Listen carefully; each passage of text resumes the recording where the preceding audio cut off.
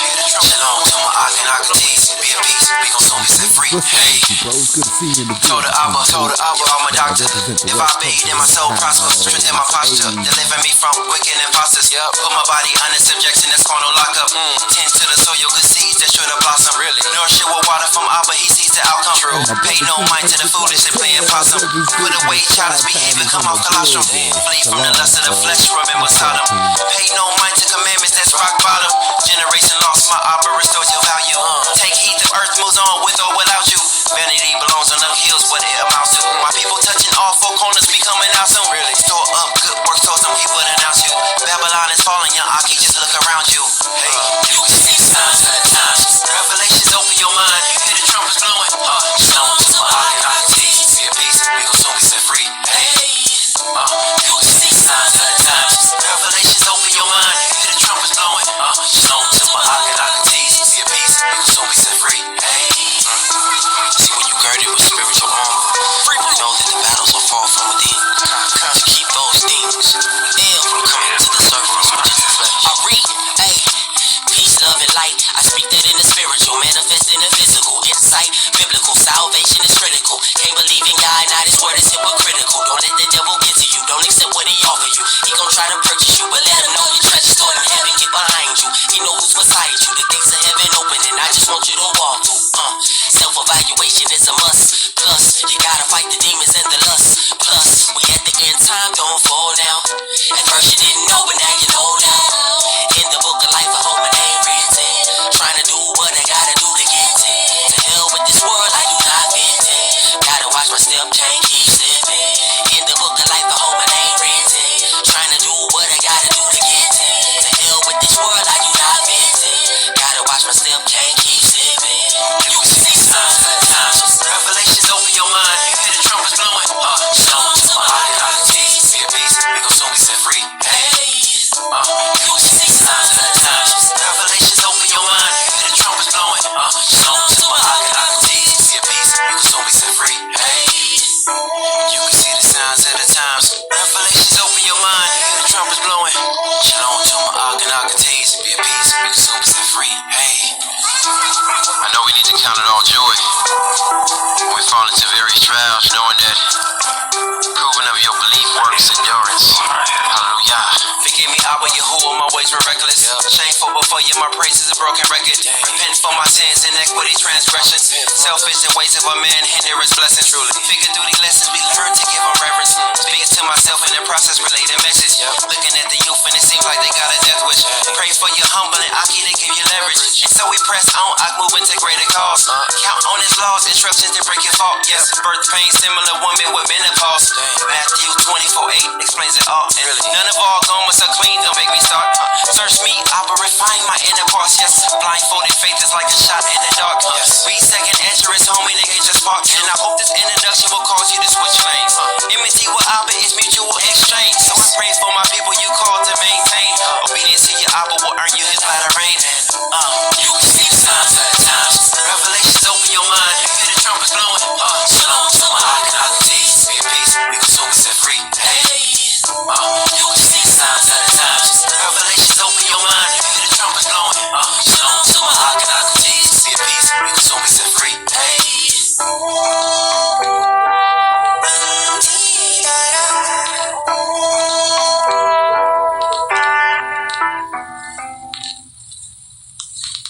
Hey, all praises to the Most High, Yah, His only begotten Son, Yeshua HaMashiach. Those that call Him Jesus Christ of Nazareth all around the world.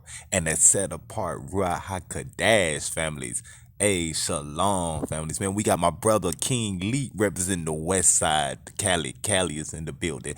Also, my brother, man, King Angel Cartel representing the Chi-Town family. The Windy City is in the building. And all those, man, that's in the building, families, man. I want to say shalom to you, families.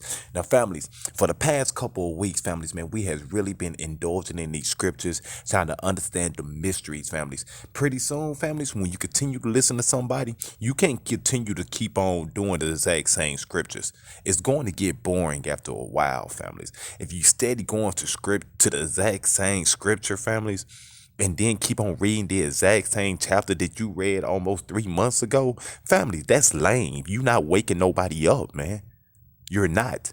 You really almost pre-programming certain people. You know what I'm saying? Like, then you read this chapter like 3 months ago. You know what I'm saying? Families, the Most High gave Jeremiah a prophecy, family, that will happen to Babylon. And if you do not take heed to this prophecy that will happen to Babylon in Jeremiah chapter 51, families, then you will not understand what Isaiah in the book of Isaiah chapter 49. Well, you will not understand what Isaiah was talking about. You would not have no clue about what Isaiah was talking about. And families, when the Most High graduated to bring damnation to Babylon, it's going to hit you in your tail, families, as if you have not been warned. Hey, blessings, beautiful Queen Mama Miranda. Oh, shalom, my loving sister. Hey, y'all give a big shout out to the 313 in the building. Beautiful Queen, the one and only Mama Miranda is in the building. Make sure you give beautiful Queen Teray Ali my prayers, blessings, and love, I want to say I love y'all. Now, families, after a while, families, you cannot continue to do the exact same scriptures. You know what I'm saying? Always going to the exact same scriptures, families. You cannot be doing that.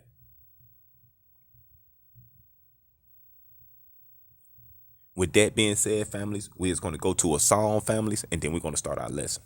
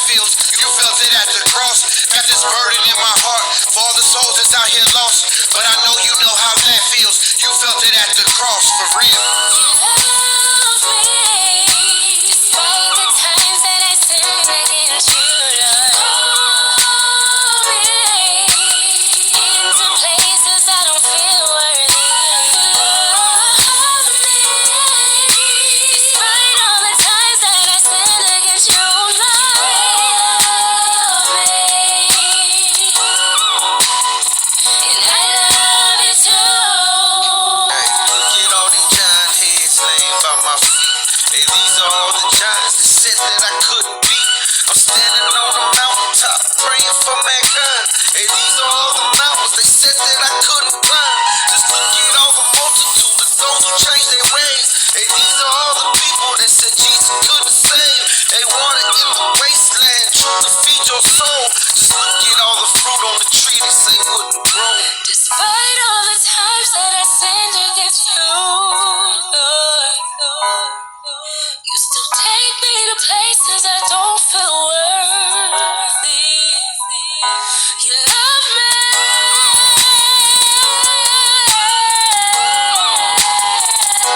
You love me.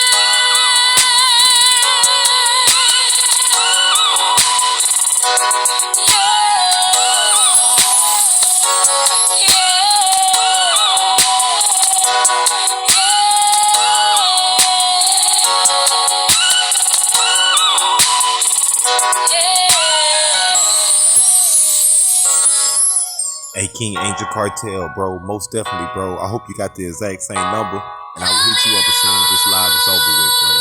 I will hit you up as soon as this live is over with.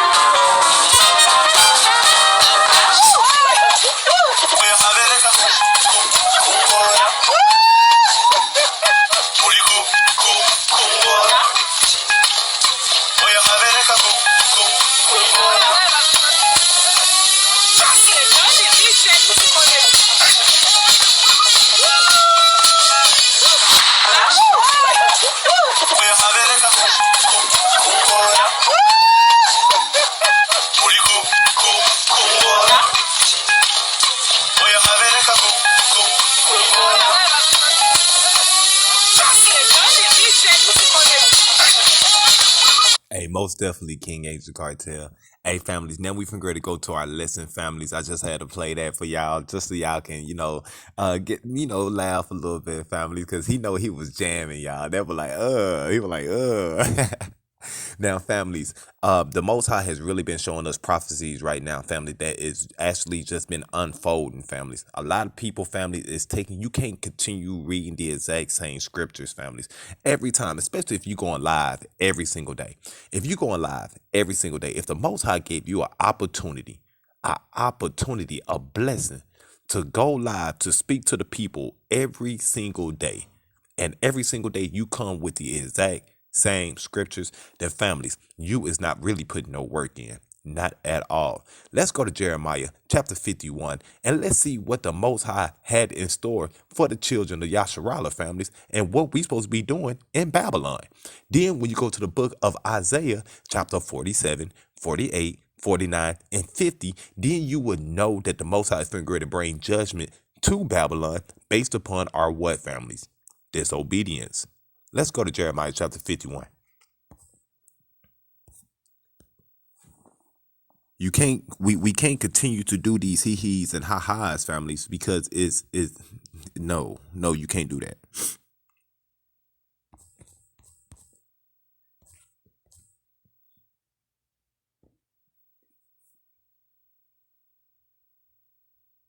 Oh, Salaki, family, it's chapter 51. My apologies.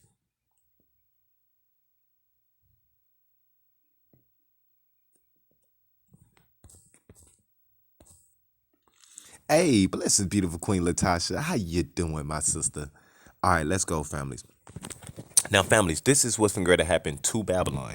And the Most High made sure that Jeremiah wrote this down, families.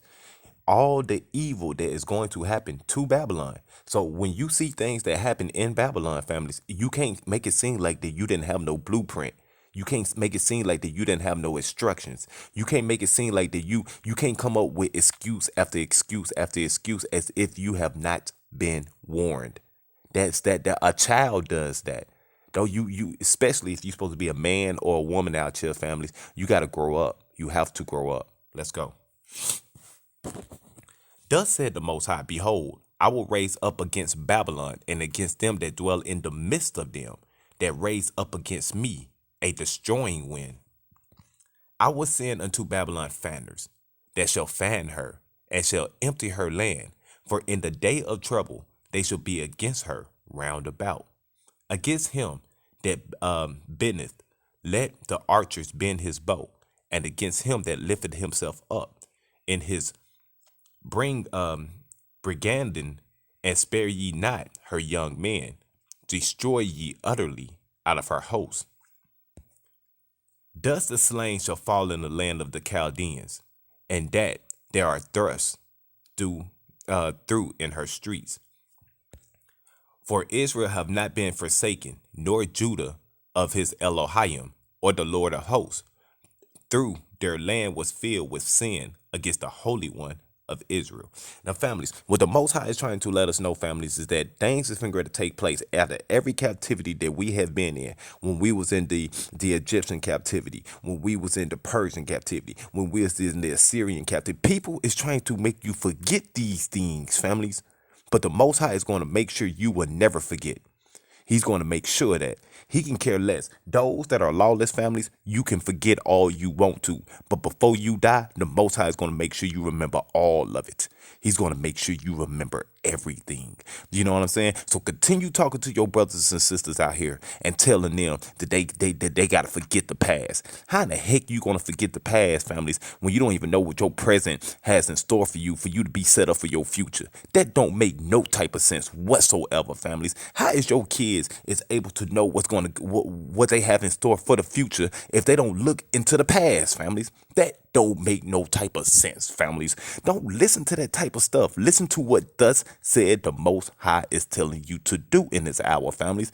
When people keep on reading the exact same chapters, families, keep on reading the exact same chapters. You got opportunities to read the book of Obadiah. You have the opportunity to read the book of Ezekiel, Jeremiah, Luke, Mark. You have abilities to do this, but you will continue to read the exact same chapters.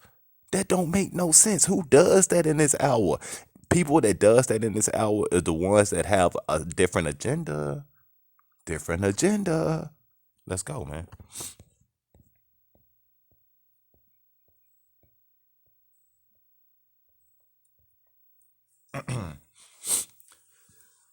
Every man is Brutus by his knowledge. Every founder is confounded by the graven image. For his molten image is falsehood, and there is no breath in him. That breath is the wisdom, families. It's the breath of the Most High, families. It's wisdom. That's what that breath of life is. The Most High is trying to sit there and say that most people don't have his breath of life in them, families. You breathing, but you don't actually have wisdom. Check this out. The portion of my Salaki families, verse 18.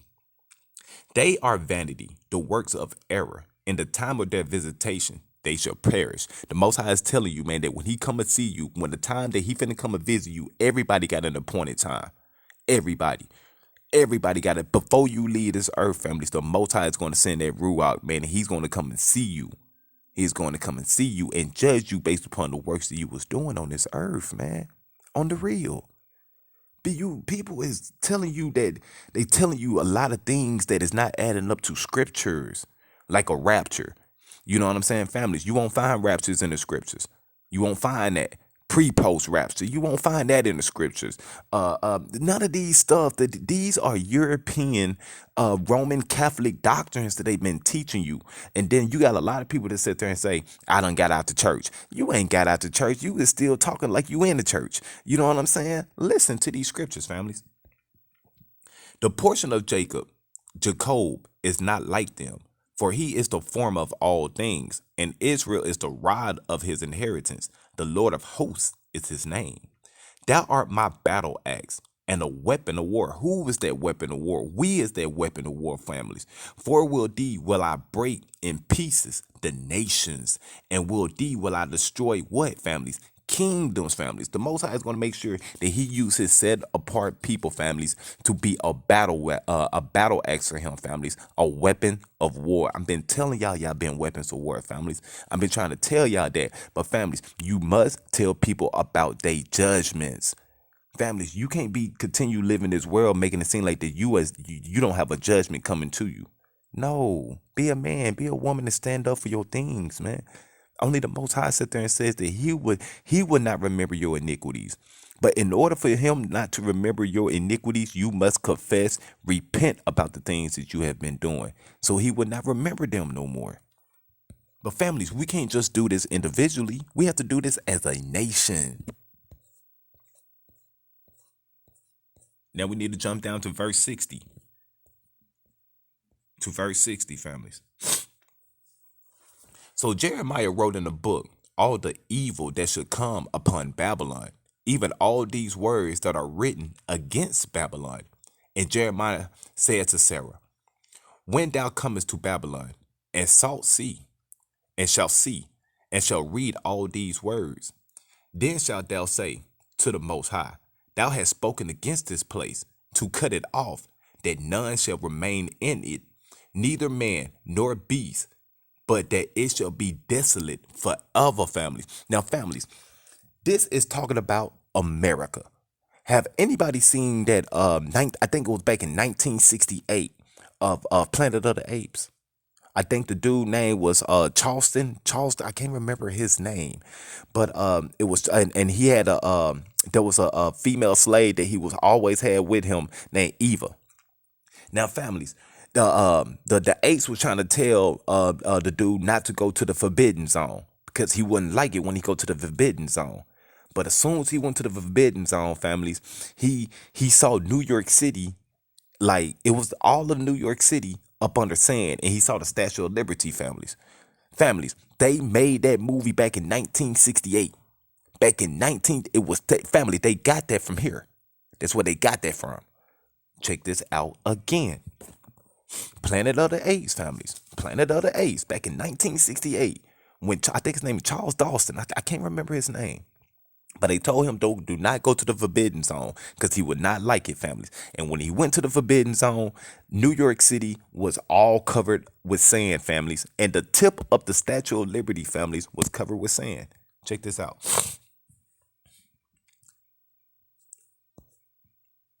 Then shalt they say, O Most High, thou hast spoken against this place to cut it off, that none shall remain in it, neither man nor beast, but that it shall be a desolate forever.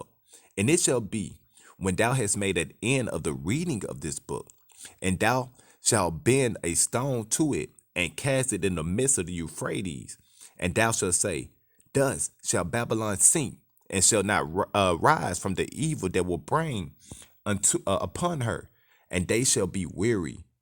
Thus far are the words of Jeremiah. Now, when the Most High gave Jeremiah this prophecy, families, this is a future prophecy. Jeremiah did not know when it was going to happen. Families, it's going to happen in our time, families. Almost thousands of years later, families, this prophecy is finally finished, ready to take place.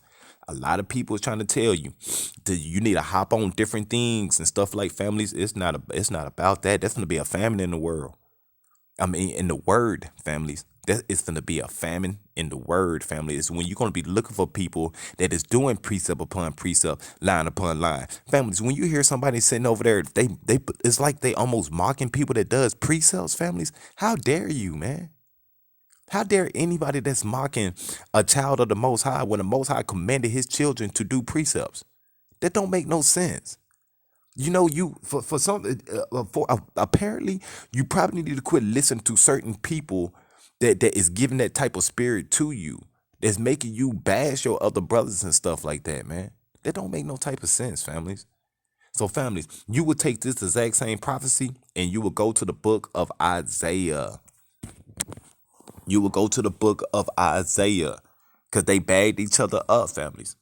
So you will go to the book of Isaiah and chapter 48.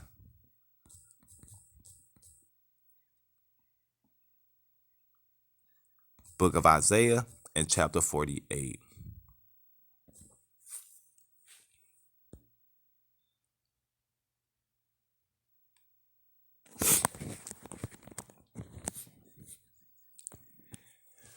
Hear ye this, O house of Jacob, which are called by the name of Israel, and are come forth out of the waters of Judah, which swear by the name of the Most High, and make mention of the God of Israel, but not in truth, nor in righteousness, for they call themselves of the holy city, and stayed themselves upon the God of Israel, and the Lord of hosts is his name.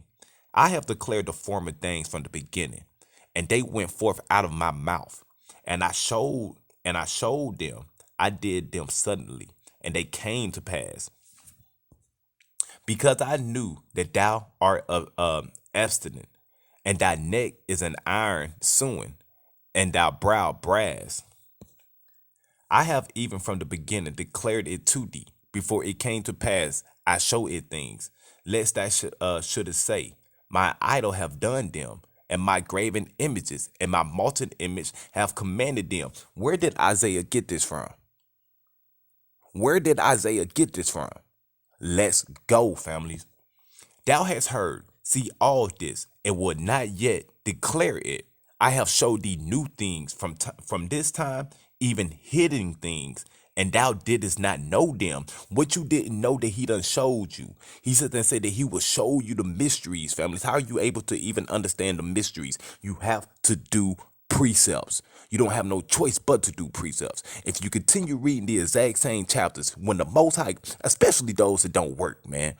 If you ain't out here working and you was doing the will of the Father, family, you supposed to be waking your brothers and sisters up in this hour. You don't have no excuse whatsoever. You have 24 hours in a day to sit on your tail, man, and prophesy. Get into these scriptures. Unfortunately, a lot of people don't have that. Some people working 2 jobs, other people working 14, 16 hours, a lot of people working 3 jobs. Those that are mothers and fathers, you even working when you get off of work. But those that is not putting their hands to blister with wood, iron, and stuff like that, you do not have no excuse. When you can get up every single morning, man, and pray and don't have to walk outside your door, you don't have no excuse, families. None. A man that don't work, a man do not eat, man. What are you putting your work in, families? How is a man out here putting his work in, man? Especially if you ain't walking outside your door, risking your life every single day, man. All you got to do is just sit at home. That's all you have to do. You know what I'm saying? While the woman, your woman is out there making the meat and putting the meat on the table. How dare a man sit there and let his woman put the meat on the table and you ain't out there blistering your hands? Should be ashamed of yourself, man. Ashamed of yourself. You know what I'm saying? I got a lot of brothers that's out there that's doing that. Some swear they drug dealers and some more stuff while your woman out there putting it in and you sitting at home selling drugs. Man, you should be ashamed of yourself, man. Ashamed. How dare you? That's what it was, beautiful Queen Mama Miranda. Charleston Heston was the actor of the Planet of the Apes, ma. That's where they got that from, sis. But families, the Most High sat there and says that he is going to declare and he's going to open up hidden things towards us, families. He sat there and said that he showed us these things from the beginning of time, families. When you read Isaiah chapter 40, 47, 48, 49, and 50, the Most High is going to show you how he is going to take care of every nation, families. Every nation. Every man that's lacking, families. Lacking the good works of the Most High. Families, the Most High is going to, especially man. The Most High ain't finna play with no man out here. He ain't finna play with now one of you. For real, my brothers out here, I'm letting you know right now. If you sitting at home or you doing whatever you doing, you ain't got no job or whatever the case may be, and your woman is out here putting it in, you ain't got no excuse but to rightly divide this word of truth and wake up your brothers and sisters in this hour. While you're at it, man, you need to go clean up, wash some clothes, cut the yard, and some more stuff, man. If you out there standing at home selling drugs and some more stuff while your woman out here putting meat on the table. You really need to check yourself on that, man. On the real. If the shoe fits, you need to wear it. How in the heck the woman, man, got the bigger draws in the relationship?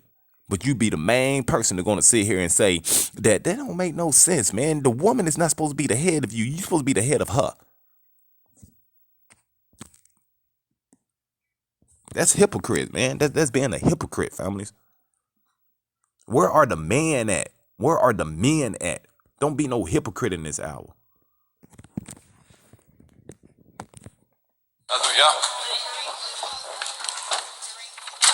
Okay, families. Now I mess with Rebirth for Nation families because families we always give we deal with nothing but prophecies, but families we do the orders of Melchizedek. Beautiful Queen Jacqueline, I want to say that I love you, my sister. Welcome back in the building, beautiful Queen Latasha.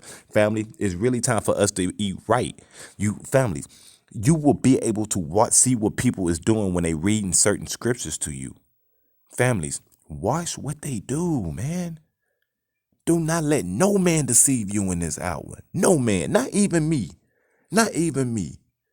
Don't let no man deceive you in this hour, families. Oh, second. Oh, shoot. There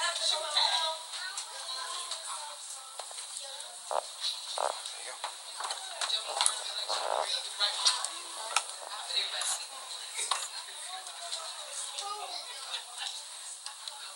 All right, check one. John's about to come on momentarily, y'all. Hallelujah. I'm sorry, sis. My Aunt Yosef was on hosting duty, but he had to grab the kids. Yeah. Y'all know Yosef love the kids. He love the kids out. He love the kids. He love the kids. I apologize to people online. I realized I didn't have it on widescreen view the whole time. They're like, they were seeing, looking through a glass darkly over there. I don't turn this off. They heard it though. They heard it. That's the main thing. That's why I turn it off. That's what I'm trying to get to. So anyway, real quick. So all praise to the Most High. Hallelujah. We gonna all right. So we're gonna continue what we've been talking about, and we're gonna try to make some sense out of really everything that's been said. Everything that's been said today is going into what we need to talk about. Every last word. You know, the Most High. There's a reason why I was telling somebody this week. There's people who believe that they don't need to be in assemblies, right? So, but the process is this: the assembly is the rehearsal for the kingdom. That's what it is. If you can't survive in the assembly, you're not gonna make it into the kingdom. You're not. Now, I'm not saying that if you not in the assembly, because some people can't get to assembly. Some people are by themselves. Some people are isolated. What I'm saying is, if you have the opportunity to be in the assembly, or you can't be in the assembly because of alts. You can't be in the assembly because you can't cohabitate with your neighbor. How in the heck you gonna be in the kingdom? It's kind of common sense. How you gonna if you can't come to this assembly? Not this. I'm saying this assembly, to my this in particular, to my assembly. You can't come to the assembly. You can't do it with your brother. You can't do it with your sister. Y'all can't get along. Ain't no way you gonna get along in the kingdom. That's what I'm saying. Right? And so people think that that the Most High gonna snap his fingers like Thanos and everything gonna be changed. You're gonna be good. I mean, being real, that's what they think. They don't realize is whatever you are on this side, you're gonna be on that side. I've been said a million times. He that is righteous, let him be righteous still. He that is holy, let him be holy still. He that is wicked, let him be wicked still. So whatever you do here is what you're gonna be over there. If you can't, Mashiach says, if you be faithful over how many things, then he'll make you master over many. But if you can't handle the things put in your hand, if you can't come and you can't dwell amongst the brethren, if you can't do it in the assembly, you can't do it in the kingdom. So that's the reason why if you go read in Revelation, Mashiach is walking through the assemblies. The 7 assemblies in Asia, right? Yehukanan sees the vision. He see Mashiach walking in between the menorahs, checking out and seeing what's going on. And each person that he visited, he had a different conclusion. If there was a specific writing to Smyrna, a specific writing to Thyatira, it's a specific writing to Philadelphia, a specific writing to Laodicea, how you want to pronounce it. Each one individually had a different ruling and conclusion. Know that he's the righteous judge. So he walks the judge. Remember, and be honest, like we are the same, right? We are walking amongst the assemblies. There are some righteous of us who are judgment on assemblies. There are some unrighteous of us who are also judgment upon the assemblies. Yourself, right? He brought, were you talking about Nebuchadnezzar? The Most High said, Nebuchadnezzar, listen, my servant. He said it. It's not like he's like, okay, if you look at this, if you look at it this way, and in the paleo, no. The Most High said he called Nebuchadnezzar his servant. So Nebuchadnezzar had a specific job, and that job is the judge. The reason why the text says that the Gentiles are a sword, Hasatan is a sword, right? So some of us are in our wickedness, and we have a run to go. We have a specific circuit that we must make. Hasatan serves the Most High. Unbeknownst to most people, because most people think he's not doing. Just like how Nebuchadnezzar was his servant, Hasatan is his servant. Why do you think that Hasatan had to go before the Most High to get permission? So some of us are separated to Hasatan. They're under his what? Order, but his order is still the will of the Most High. Hasatan, it can't do nothing outside of anything that the Most High allowed him to do. So these people are judgment. They walk and talk in judgment, and they go into places, gather people to themselves for their judgment. Right? Other righteous people, Mishpachah, that's in the assemblies, are also in there, and because of their presence, because of their righteousness, those people are going to be judged. Because what happened? You have the righteous and the wicked in the same assembly. The wheat and the tare do what? Grow together. So it's the wicked that brings what? The accusation. Right? And then, but when the wicked brings the accusation, he don't go by himself. I don't know if you ever seen the movie. I've seen too many movies. Pootie Tang. You ain't come one, but come many times. Right? So that's Hasatan. He don't come one, he come many times. Right? Korah had a whole entourage. Right? Because them people, they not just gonna accuse you, they're gonna bring a whole crew to accuse you. They're gonna go from place to place whispering, gathering people. So they might all be judged, and the whole time they're doing the will of the Most High. Then it's the righteous that's in there. Because they're going to not only false accuse the wicked, they're also going to false accuse the righteous. Because Hasatan accuses the righteous and the wicked. The difference is what can stand in court. Look, everything we're doing is based. They stole that from us. You get judged in these courts, they stole all that from our ancestors. That's what they did. So both are going to be accused by Hasatan, but it depends on who can stand in the judgment. But once that's done, again, what they're doing, they're gathering people. Korah gathered everybody together. He had a specific job for them all to be destroyed. Moshe gathered everybody else who was righteous to be on his side. You look at it even the time of Yahushua. We hear the term said, who was on what Yahuwah's side? Hold on, I gotta take the echo off. It's gonna be throwing me off. I sound like I'm in the cave. Hold on a second, y'all.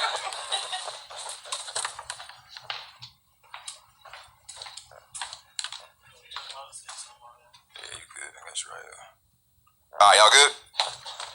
Y'all ain't hear me in the back of the room, right? Alright, so in order to say this, so that's where we at. There's a side, there's a division, like Malawan talking about the grace, in the Emunah, the faith, the kin and the Emunah. In order for you to have faith, we're having faith that we would find kin, we'll find him, we'll find grace. What is grace? Grace to mean there's going to be a division. There's going to be a separation between Korah and Moshe. That's what? Grace. Even time during Yahushua, different times during the text, there's always a place of grace. And we're going to look at that. So all those things go back to the word, I think, of the hour. And that's the reason why I stayed in this. But I could go on to the rest of it, basically finish this in probably about 30 minutes, that lesson. But there's other things in this that we want to get. Everybody say get. You got to get these things because these things are the most serious things in this hour.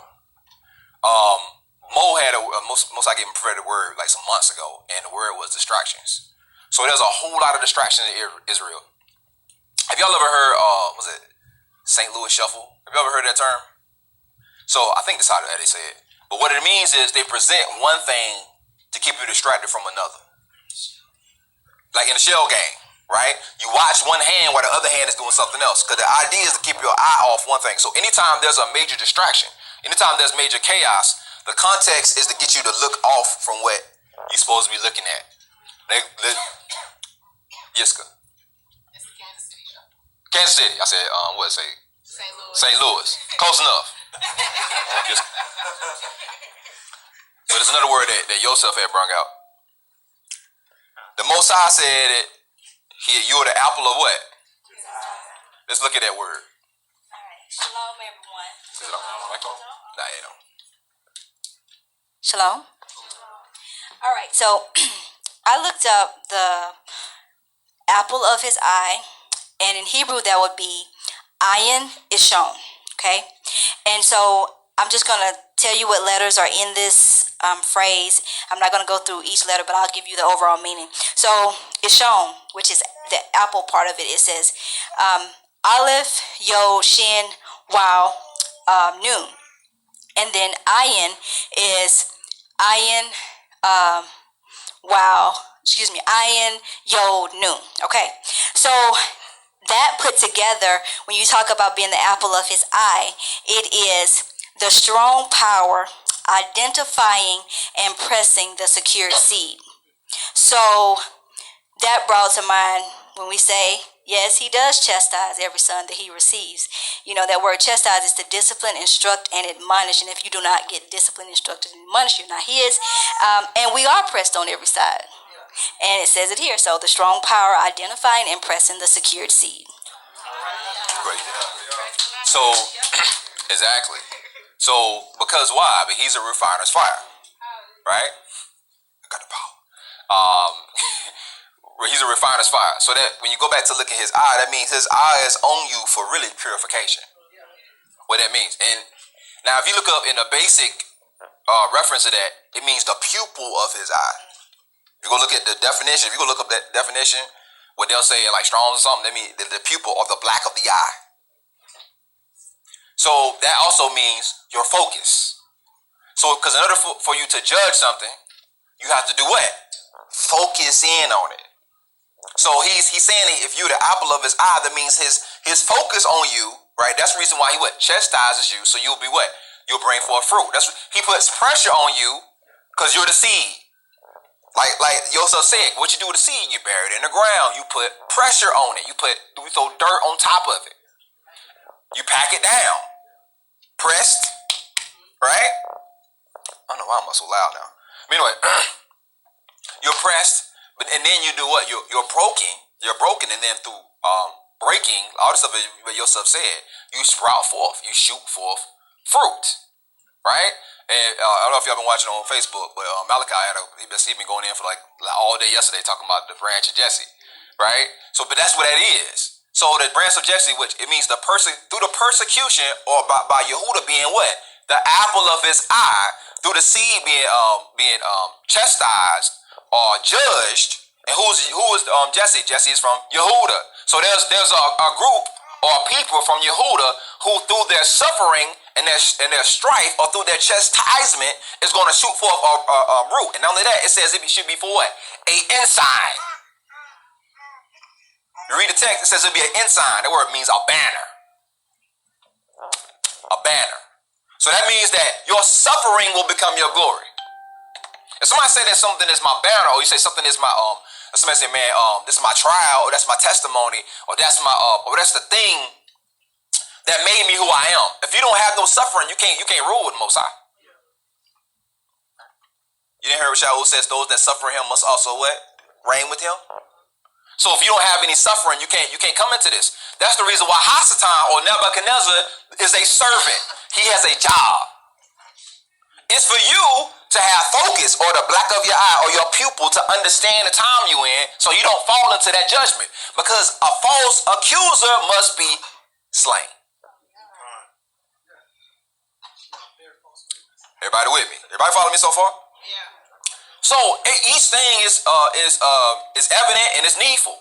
So don't get weary when you see people leaving the assembly, coming into the assembly, right? Because Hasatan goes to and fro, like Yosef said, he goes to and fro.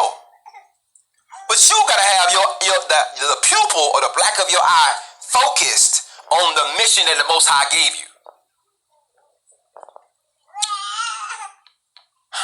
Real fast, because these are things the Most High was giving me that ain't even in this lesson. Let's look at this. So let's go. We're gonna recap some of this. I'm just gonna talk about it. We're gonna keep moving. So we talk about the reign of Dawid, which is the reign of us. That's our future reign. Remember, it's the root of who? Jesse, right? So it's the root of Jesse that shoots forth. That is an ensign. Let me read that. Let's go ahead and just read that, so y'all get the context, man.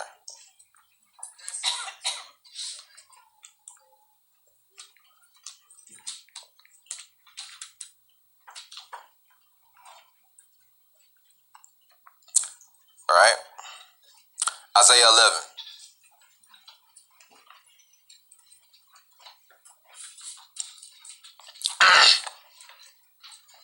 This is the reason why y'all know y'all Yehuda. Don't listen to nobody that tell y'all that y'all not Yehuda. They're a bold-faced lie. They're a bold-faced lie. Ain't nobody suffer more than y'all did. Ain't nobody suffer like our ancestors did in the history of the world. 11, verse 9. Yeah, it could be. We could read that whole chapter, but for time, we're going to read it. We're going to start at 9. They shall not hurt nor destroy in all my holy mountain, for the earth shall be full of the knowledge of Yahuwah, as the waters cover the sea. And in that day there shall be a what? So the seed, like Yosef said, is going to break forth, but it's going to be through Imunah, Malawan Yahu. So it's going to be through Imunah. It's going to be through their faith, right? It's also going to be through their praise. It's going to be through Dawid, because Dawid is the root of Jesse. He's the seed of Jesse, right? 10. And there should be a root of Jesse, which shall stand for what? For who? So this suffering, right? This overcoming that this group of people is going to be a sign for the people. Everybody's going to look to this. This is going to be something that I'm telling y'all in the very short future. The Most High is the ultimate author. Can't nobody write a novel like the Most High. Pause. And I'm glad Moray Josh said that, families.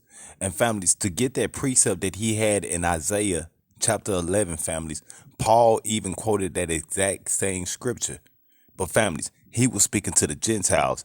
The Gentiles were Israelites that did not know that it was Israelites, as well as non-Israelites. It's standing in its Hebrew, it stands for Goyim. Goyim, families, standing for nations. You know what I'm saying? Let's go. So you have to go to Romans, the book of Romans, chapter 12 to get that precept. Romans chapter 12. It might be in 15, but I think it's 12, families.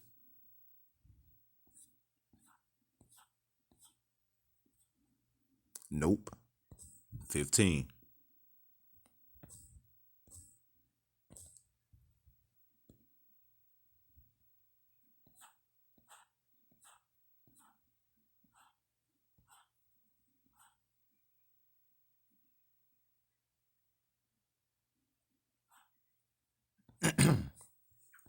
Okay, families. So we will have to read verse 6 to 14. Let's go. This is the precept from Isaiah chapter 11. Verse 6. Hey, blessings, beautiful Queen Positive. I see you in the building, my sis. 1,000 already, Queen. Hey, you right, sis. Man, we is always family. We have been family from the beginning of our birth. You know, as soon as we was given life, we became family. You know what I'm saying? But let's go, families. Verse 6. That ye may be with one mind and one mouth, glorify the Most High, even the Father of our Elohim, Yahushua HaMashiach, Jesus Christ. Wherefore receive ye, one another, as Hamashiach also received us, to the glory of the Most High. Now I say that Yahushua HaMashiach was a minister of the circumcision for the truth of the Most High, to confirm the promises made unto the fathers. Now, families, why did Paul sit there and say that he sit there and says that I say that Yahushua HaMashiach was a minister of the circumcision for the truth of the Most High? What is the truth? People will say it's the gospel. What is the gospel? It's talking about the kingdom. What is the kingdom? What rules, what measurements, what regulation do you have in this kingdom? You know what I'm saying? It's the seed of the Most High, of the word of the Father, families. Verse 9.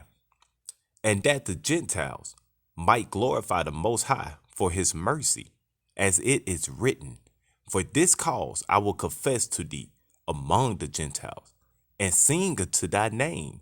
Families, this new song that everybody is singing, that's what we went over yesterday, about this new song.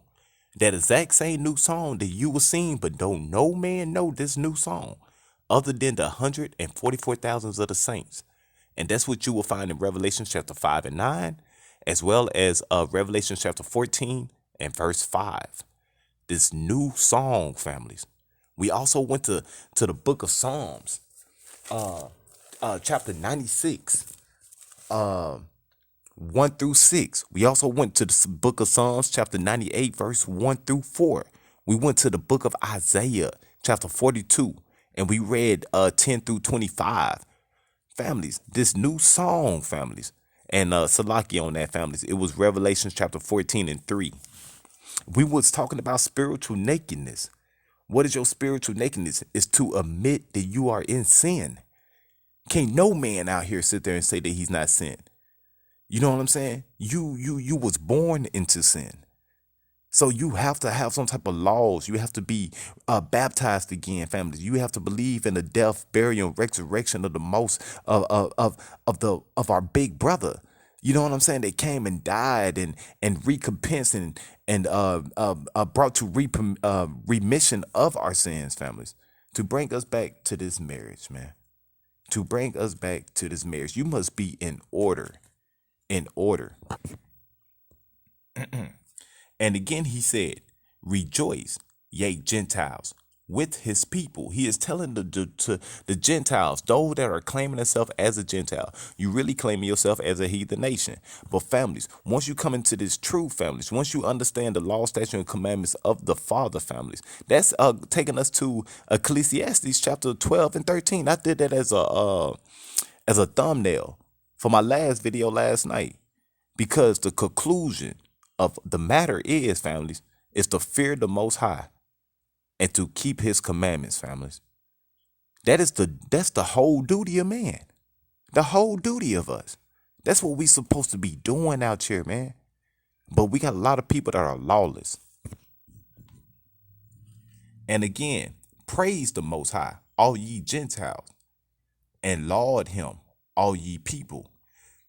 And again, Isaiah said, there should be a root of Jesse, and he that shall rise to reign over the Gentiles, in him shall the Gentiles trust. Who is in him? Is in Christ, families. Is in Hamashiach.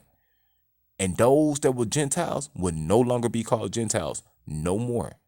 Because now, families, you is accepting a new culture.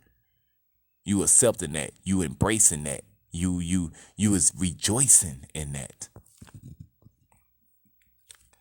Now the Most High of hope fill you with all joy and peace in believing, that ye may abound in hope through the power of the Holy Ghost. And I myself also am persuaded of you, my brethren, that ye also are full of goodness, filled with all knowledge, able also to admonish one another. Nevertheless, brethren, I have written the more boldly unto you in some sort, as putting you in mind, families, because of the grace that is given to me of the Most High, that I should be the minister of Yahushua HaMashiach to the Gentiles, ministering the gospel of the Most High, that the offering up of the Gentiles might be acceptable, being sanctified by the Ruach HaKodesh, families, the Holy Ghost. Let's go, families. Let's go. Paul was speaking all through prophecies, families. He went to every elder that he needed to go to speak to the Gentiles, families. For real. So when you go to Paul's letters, families, his letters are not hard to explain. That's if you are doing practical applications of the Torah. Then you would know where certain prophets was quoting from. You know that if they was going to Psalms, to the book of Ezekiel or Isaiah, or you would know these things.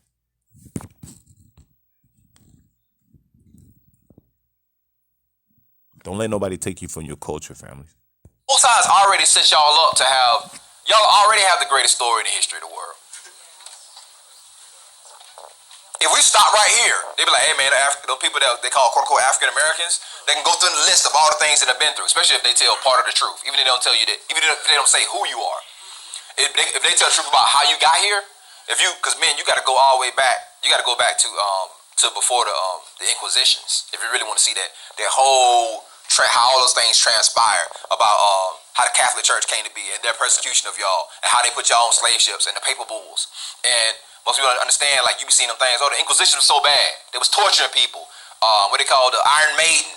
And if you see them places where they would have like it looks like a you know how they had a thing called the balance beam that people would jump on. So they had something like that, but it was a triangle. And they would take women, make them sit on it, and tie their feet and their hands together until they split. They would put gags on you that was metal mask. Y'all done seen it in the slave trade. But then I told you it was the same mask they used in the Inquisition. Because they won't tell you that y'all the Yahudim. Because it was the Yahudim that was tortured like that in the Inquisition. It wasn't the Protestants. If you know history, you read it, it'll tell you. So saying all that, so to the point of, you think that what we happened, the slave trade here was bad? Do you know there was a slave trade that led to the slave trade? Do you know that even the writers in that time wrote about when the Yahudim was Spain and Portugal, they said how they was put on ships and brought to Africa, and they quoted Deuteronomy 28? Your history is heavily documented. From there, we know, again, everybody know the story about, you seen the movies Amistad and all that kind of stuff where they tell you about how y'all was treated on the coast. Then they talk about how the slave ships and how, they claim 10 million, gotta be way more than that, died just on the ships trying to get over here. They throwing babies overboard and raping women. Like, that cry kind of just sums it up. All this suffering. This is the reason why when Mashiach was walking through the streets carrying the stake, the woman was crying. He said, "Don't cry for me." He said, "Don't cry for me." He basically told them to weep because what was coming.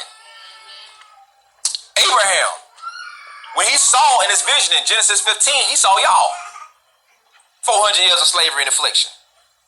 Daniel, after he had his dream, he said he couldn't sleep because he saw what was coming. So again, all these things are going to be an ensign. It's the perfect story. These people that were brung down to nothing, right? But all of a sudden rose up out the ashes. That's why the Most High said he can give you beauty for ashes.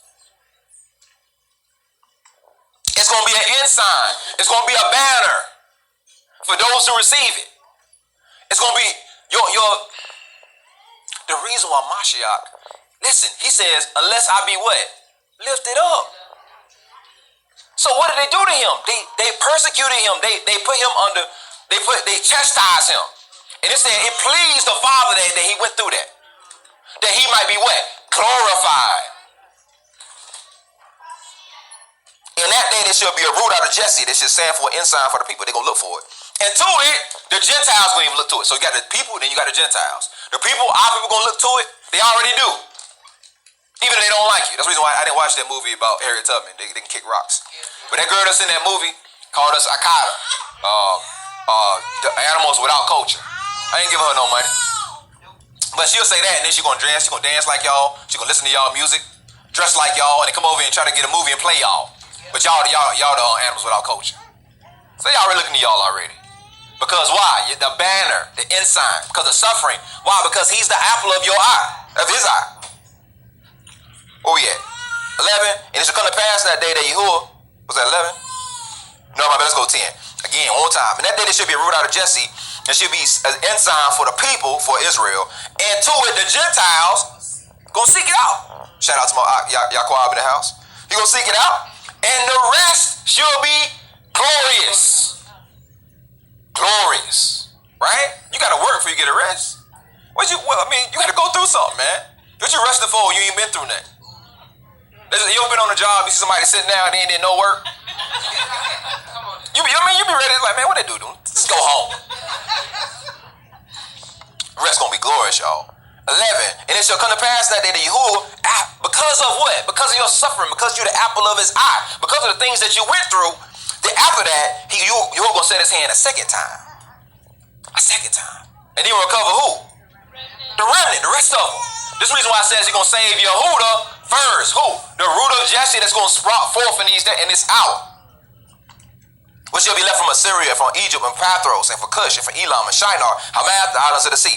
People don't know that we still in there. If you study them areas, it's just Iraq and Iran, all them areas, you will see that we there too. We still there to this day. He shall also set up an ensign for the nations and assemble what? The outcasts of Israel, and gather the dispersed of Yehuda from where? The envy of Ephraim shall also depart, and the adversaries of Yehuda going to be cut off. Ephraim should not envy Yehuda, and Yehuda will not vex Ephraim. And then they're going to come together, they're going to do what? Fly on the shoulders of the Philistines toward the west. They shall spoil them from the east together. They're going to take everything. They're going to have their weapons of war that you read about in Job. They shall lay their hand on Edom and Moab. Why? Because the Most High said, he done threw his shoe at Edom. Oh, that's what the Most High said. He said, I cast my shoe at Edom and Moab. What was that? And the children of Ammon, they shall obey them. We're going to talk about the children of Ammon in a minute. And Yahuwah shall utterly destroy the Egyptian sea with a mighty wind, and shall shake his hand over the river and smite it. Even in the 7 streams, and the men shall go on dry shod. Most High going to do some work. 16, and there shall be a highway for the remnant of his people, which shall be left in Assyria, as like it was in the day of Israel, that they came up out of the land of Egypt. Why? Because they're going into their reign, because their rest is going to be glorious, but it starts with their focus. It starts with the black of the eye. It starts with their pupil, right? Because it's the Most High's focus, and his focus on you is going to cause your suffering, but your suffering is going to bring a glorious rest.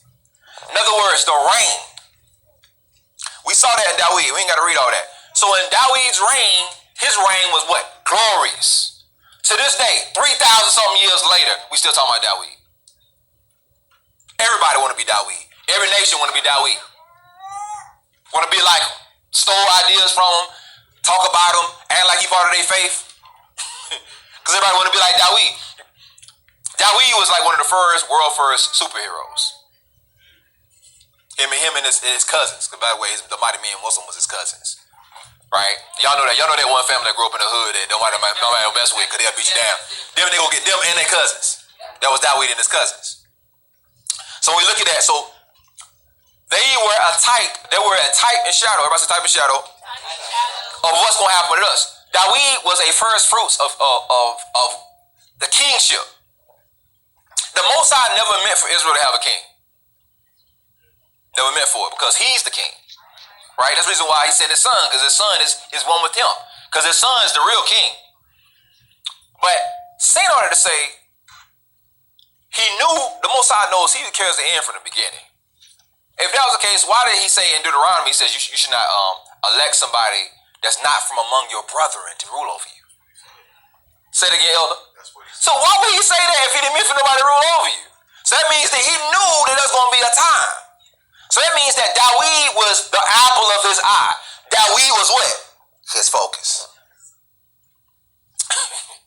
So there was a time that he knew that these things were going to come to pass. So when Dawid personified what all that's supposed to look like. And so now we're supposed to look at Dawid and be like, this is how we're supposed to reign. This is how we're supposed to move. We need to mimic all the things that he did. We need to act like him. We need to think like him. We need to move like him. Mainly because he's our father. Dawid is our father. Abraham is also our father. You go back, you got your granddaddy, you got your great-great-granddaddy, your great-great-great-great-granddaddy. You go back. So, but Dawid is what? He's our father, so we got to look at him, and we see that even the things that he did happen to us. Right?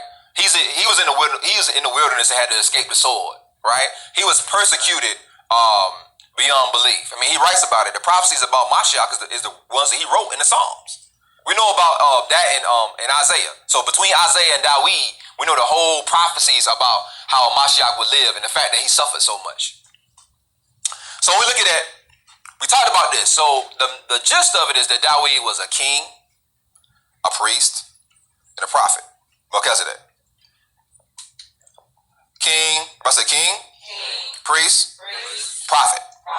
So everybody that walk into this order, that's what they're supposed to become. They're supposed to become Dawid. That's what they're supposed to become Mashiach, because Mashiach is Dawid. Right? He's the son of Dawid. That was the nickname. That's what they called him. It was all three of those officers. And we talked about this last time, but we're going to revisit it. Because we got to understand that just like how Dawid was the first fruits of the rulership, Mashiach is the first roots of the eternal kingdom. Both of them are what? Shoots of Jesse. Both of them are what? Seeds that went under suffering and pressure to bring forth the fruit. Read about this last time, Genesis 14, 18 to 20. And Melchizedek, king of Salem, brought forth bread and wine. Right? Everybody, we done talked about this to ad nauseum about what that means. And he was the priest of the Most High, the Kohen. He blessed him and said, "Blessed be Abraham, the Most High Elohim, possessor of heaven and earth." Right? And he blessed the Most High Elohim, and he delivered thy enemies into thy hand, and he gave tithes of how much? How much? So what all did he have? Somebody tell me. What all did Abraham get? What was the spoils?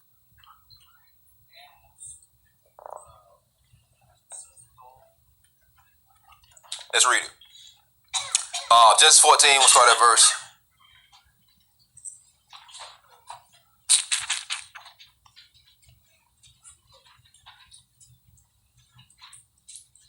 Where we gonna start at?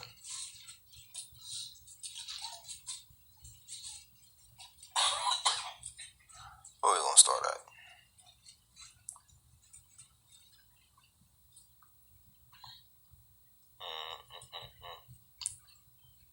We start at 10. In the valley of Siddim, Siddim was where this war took place at. Slime pits. It was full of slime pits. And the king of Sodom and Gomorrah fled. So by the way, if you don't know who all in this war, it's a world war. Just the reason why Mashiach says in the last day, he says what? Nation shall rise against nation. So it's the same thing playing out again.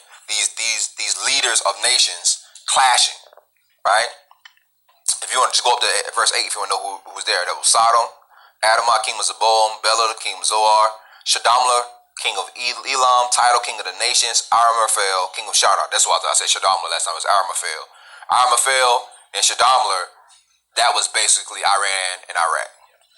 Right? And the kings were 5. So let's jump back down to 10. And the Siddim was full of slime pits, and the king of Sodom and Gomorrah fled, and they fell there and remained into the mountain. And they took the goods of Sodom. So they took all the Sodom stuff. And their victuals and went their way. And they took Lot, Abraham's brother, or dwelt in Sodom. That's where they messed up at. And his goods and departed. And there came one that had escaped and told Abraham the Hebrew, for he dwelt in the plain of Mamre, the brother of Eshcol, the brother of Adner, and these were the confederate with Abram. So he came back and said, "Hey, Abraham, they stole your son and his stuff. I mean, your nephew and his stuff." See what he says in 14.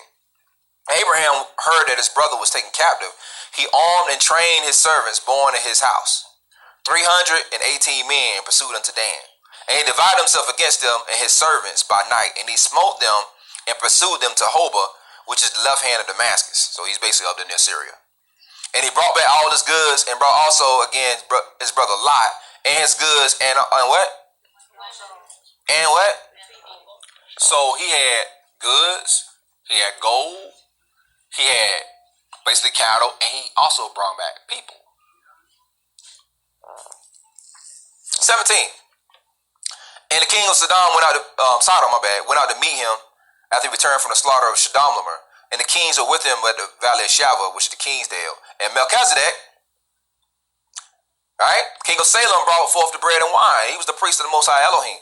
And he blessed them and said, Behold, blessed be Abraham, the Most High Elohim, possessor of heaven and earth. And blessed be the Most High Elohim, which hath delivered thy enemies to thy hand, and gave him tithes of the gold, of the cattle, of the people. So the people went too. So not only did he give them gold, did he give them cattle, he also gave him servants to Melchizedek. 22. It's going to be a hard saying for some people. And Abraham said to the king of Sodom, I lift up my hand to Yahuwah, the Most High. I skipped over verse 20. And blessed be the Most High Elohim, which gave thee thy enemies to thy hand. They gave him tithes of all of it, everything he had. So that means the people too. Do you know that Levi, like we talked about last time, is a tithe of the people? So many, whoever that exit the matrix or comes through the womb of Levi is dedicated. 21. And the king of Sodom said to Abraham, give me of the gold. Cattle. So he one of them people too.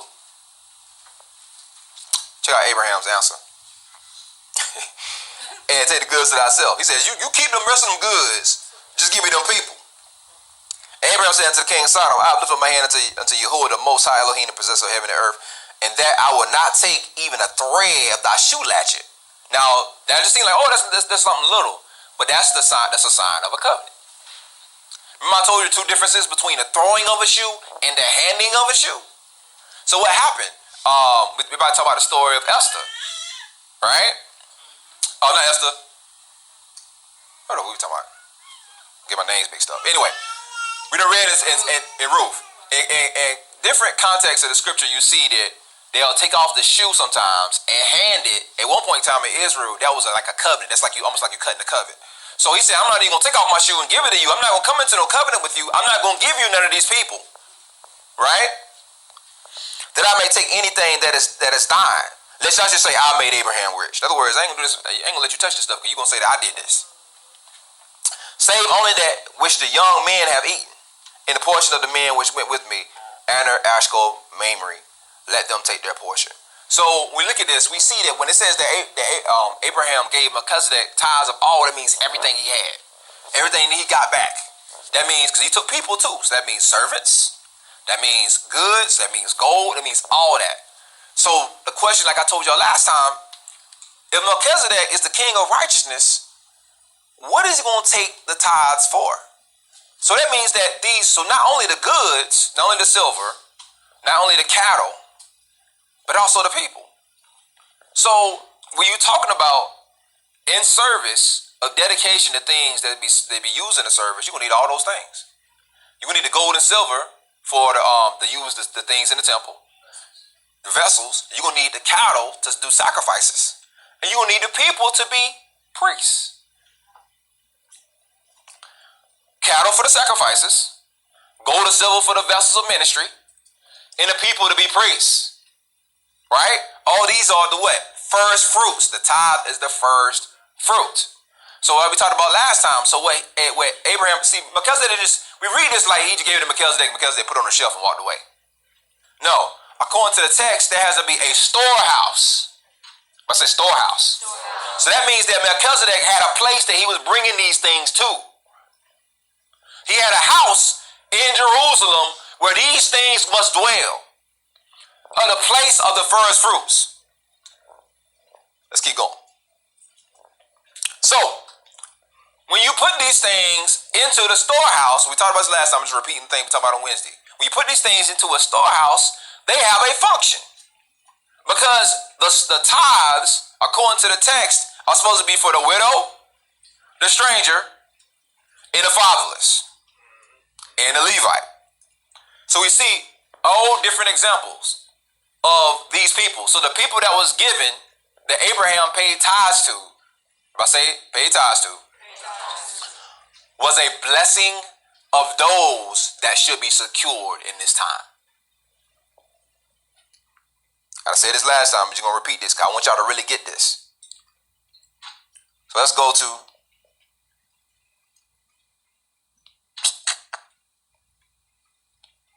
I got it right.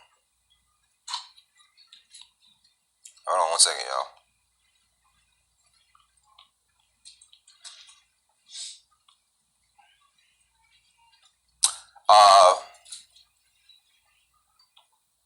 Let's go to Romans 11, verse 15.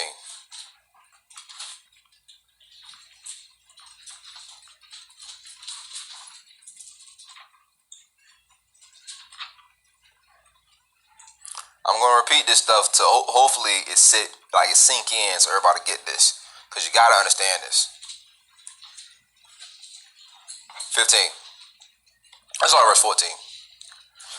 If by any means I may provoke you to emulation. In other words, I'm trying to get you to understand. I'm trying to copy this. I want you to do what I'm trying to tell you to do.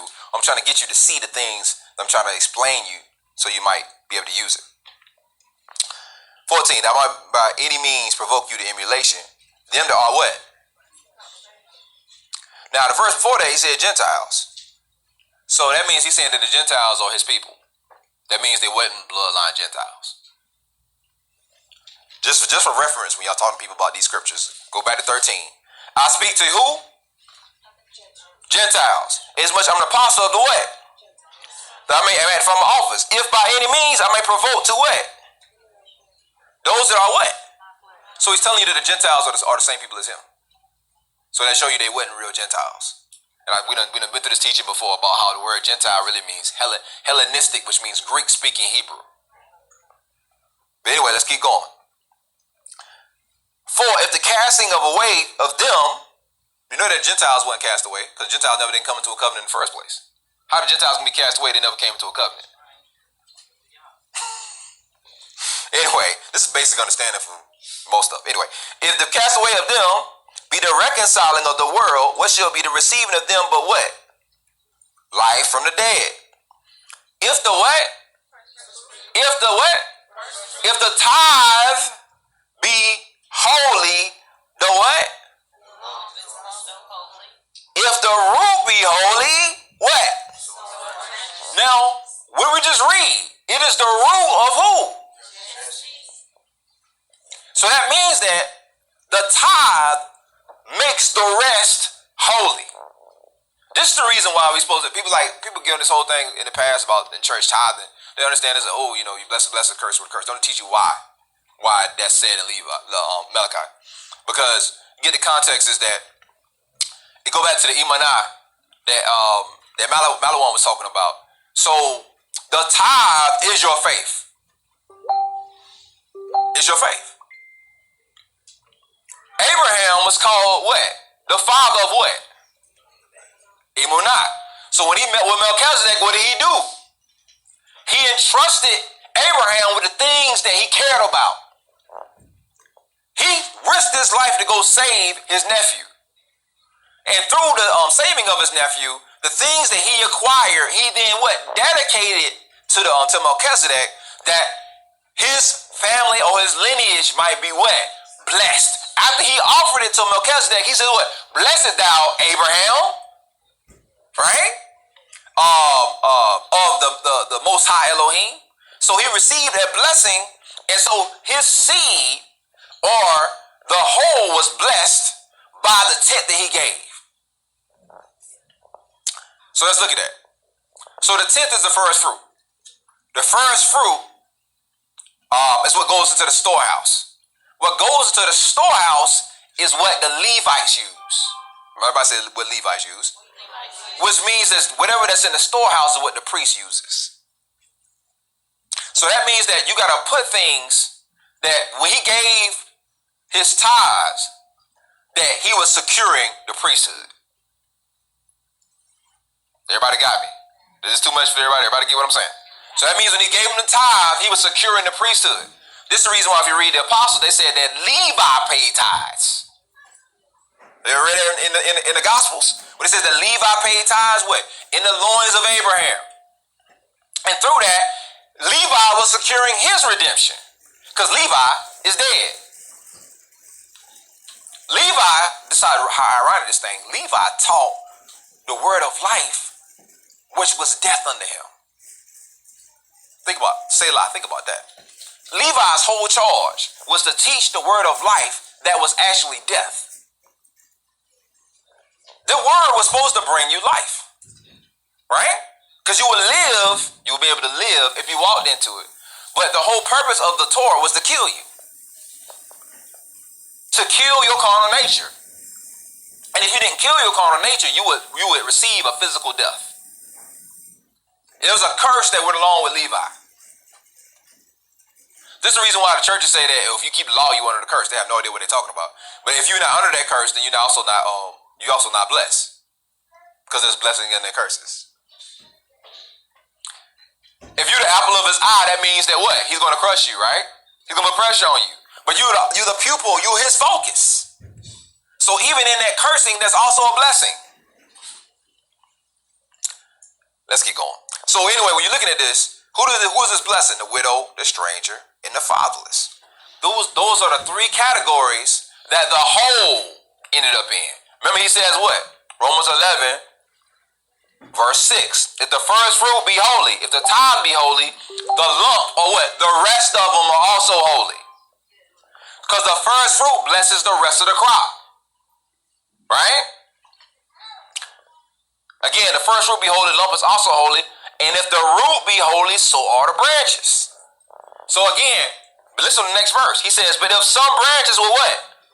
Broken off, thou being a wild olive tree, were grafted in among them, and are partakers of the root and the fatness of what? The olive tree. So who are the branches that was broken off? The widow, the stranger, the fatherless, and the priest.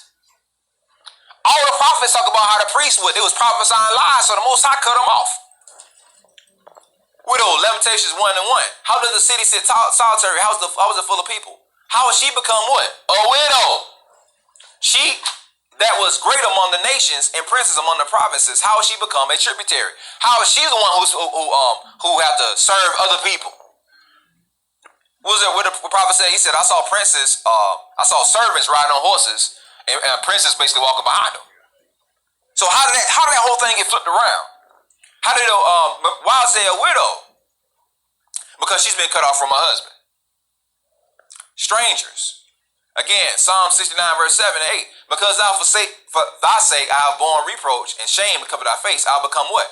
A stranger to thy brethren and an alien to my mother's children. If you go to James 1, it says to and James 1 says to the Israelites scattered. I think in maybe Kepha, he says and the strangers scatter. Because we've become strangers to the nation. If we go back now, you're a stranger. Let's say you don't belong here. You ain't no Israelite. You're a foreigner to the land. You know you weren't literal strangers, like cut off from the entire covenant, but you've been cut off from the nation or cut off from the inheritance until you came back into righteousness.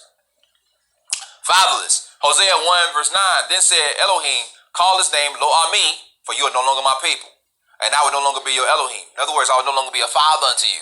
This is the reason why the Gentiles had to be redeemed. They had to be grafted back in. He says what? If the branches were broken off, the first branch to be broken off was Ephraim. And it's crazy because Ephraim is from Joseph, which means fruitful branch or fruitful tree. So Ephraim was what? Broken off. Yehuda stayed there for a while because they were secure, and then they got broken off to a certain extent and scattered to the four corners. So now they've been what? They've been reunited into the olive tree.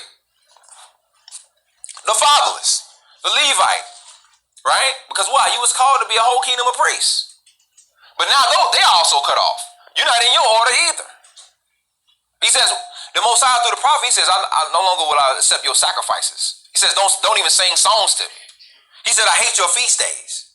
So you no longer be a priest unto me. So he cut you off. So the tithe is supposed to support these four categories. So Abraham gave that tithe to secure these four categories. Right? Why? Because it's the tithe, it's the first fruit that blesses the whole or blesses the lump. Let's keep going. Right? We talked about this last time. When you finish tithing the full tenth and your produce in the third year, the year of the what? Everybody, the year of the what? You are to give it to the Levite, to the outsider or the stranger, to who? The orphan or the fatherless, to the widow, or the categories we just read, so they might eat within your town gates and be satisfied. So if you look into Malachi said that there'll be meat in my house.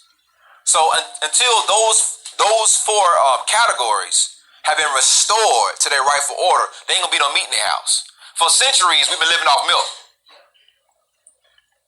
I say milk. So that's the reason why we couldn't get no further in the text. You in the church, you got the book in your hand, you're reading the scripts, but you still a babe. Right? Because ain't no meat in your house, because the widow, the stranger, and the fatherless, right? They're not in the storehouse. Those who have been made the widow, the stranger, the fatherless, the priest. There is no meat in the house. So now the Amalekite, when he says, this is what Most High said, you robbed me of these things.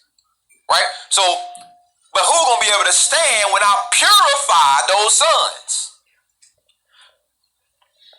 David, in his rulership, like we talked about last time, what did he do? He conquered the nations and he took gold, silver, brass from the nations, from the Gentiles. Say it again? And people. Abraham, Melchizedek. Right?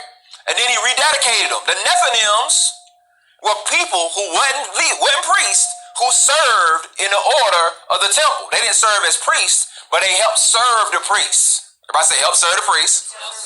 So Dawid, Melchizedek, had an order where he not only took gold, silver, brass, flocks, all this other stuff, but he also took people who helped serve the priests, and even in their duties. They didn't serve as like the Levitical priests, but they helped the Levitical priests. They would go gather wood. They would do all these other jobs to help support it. So when you're looking at this, he brought them into where? The storehouse. Because the storehouse is supposed to what? Help the nation function. Let's get this. So again, the third year is a year of the tithe. Let's go to Nehemiah 13.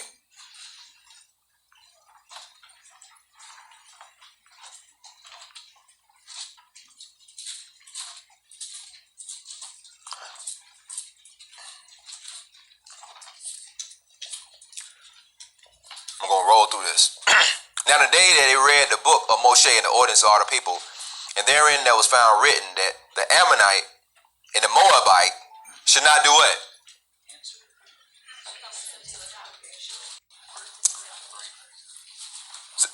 Right. So there's a time period they can't even be in the temple. So Nehemiah and Ezra are redeeming he's Malachi 3.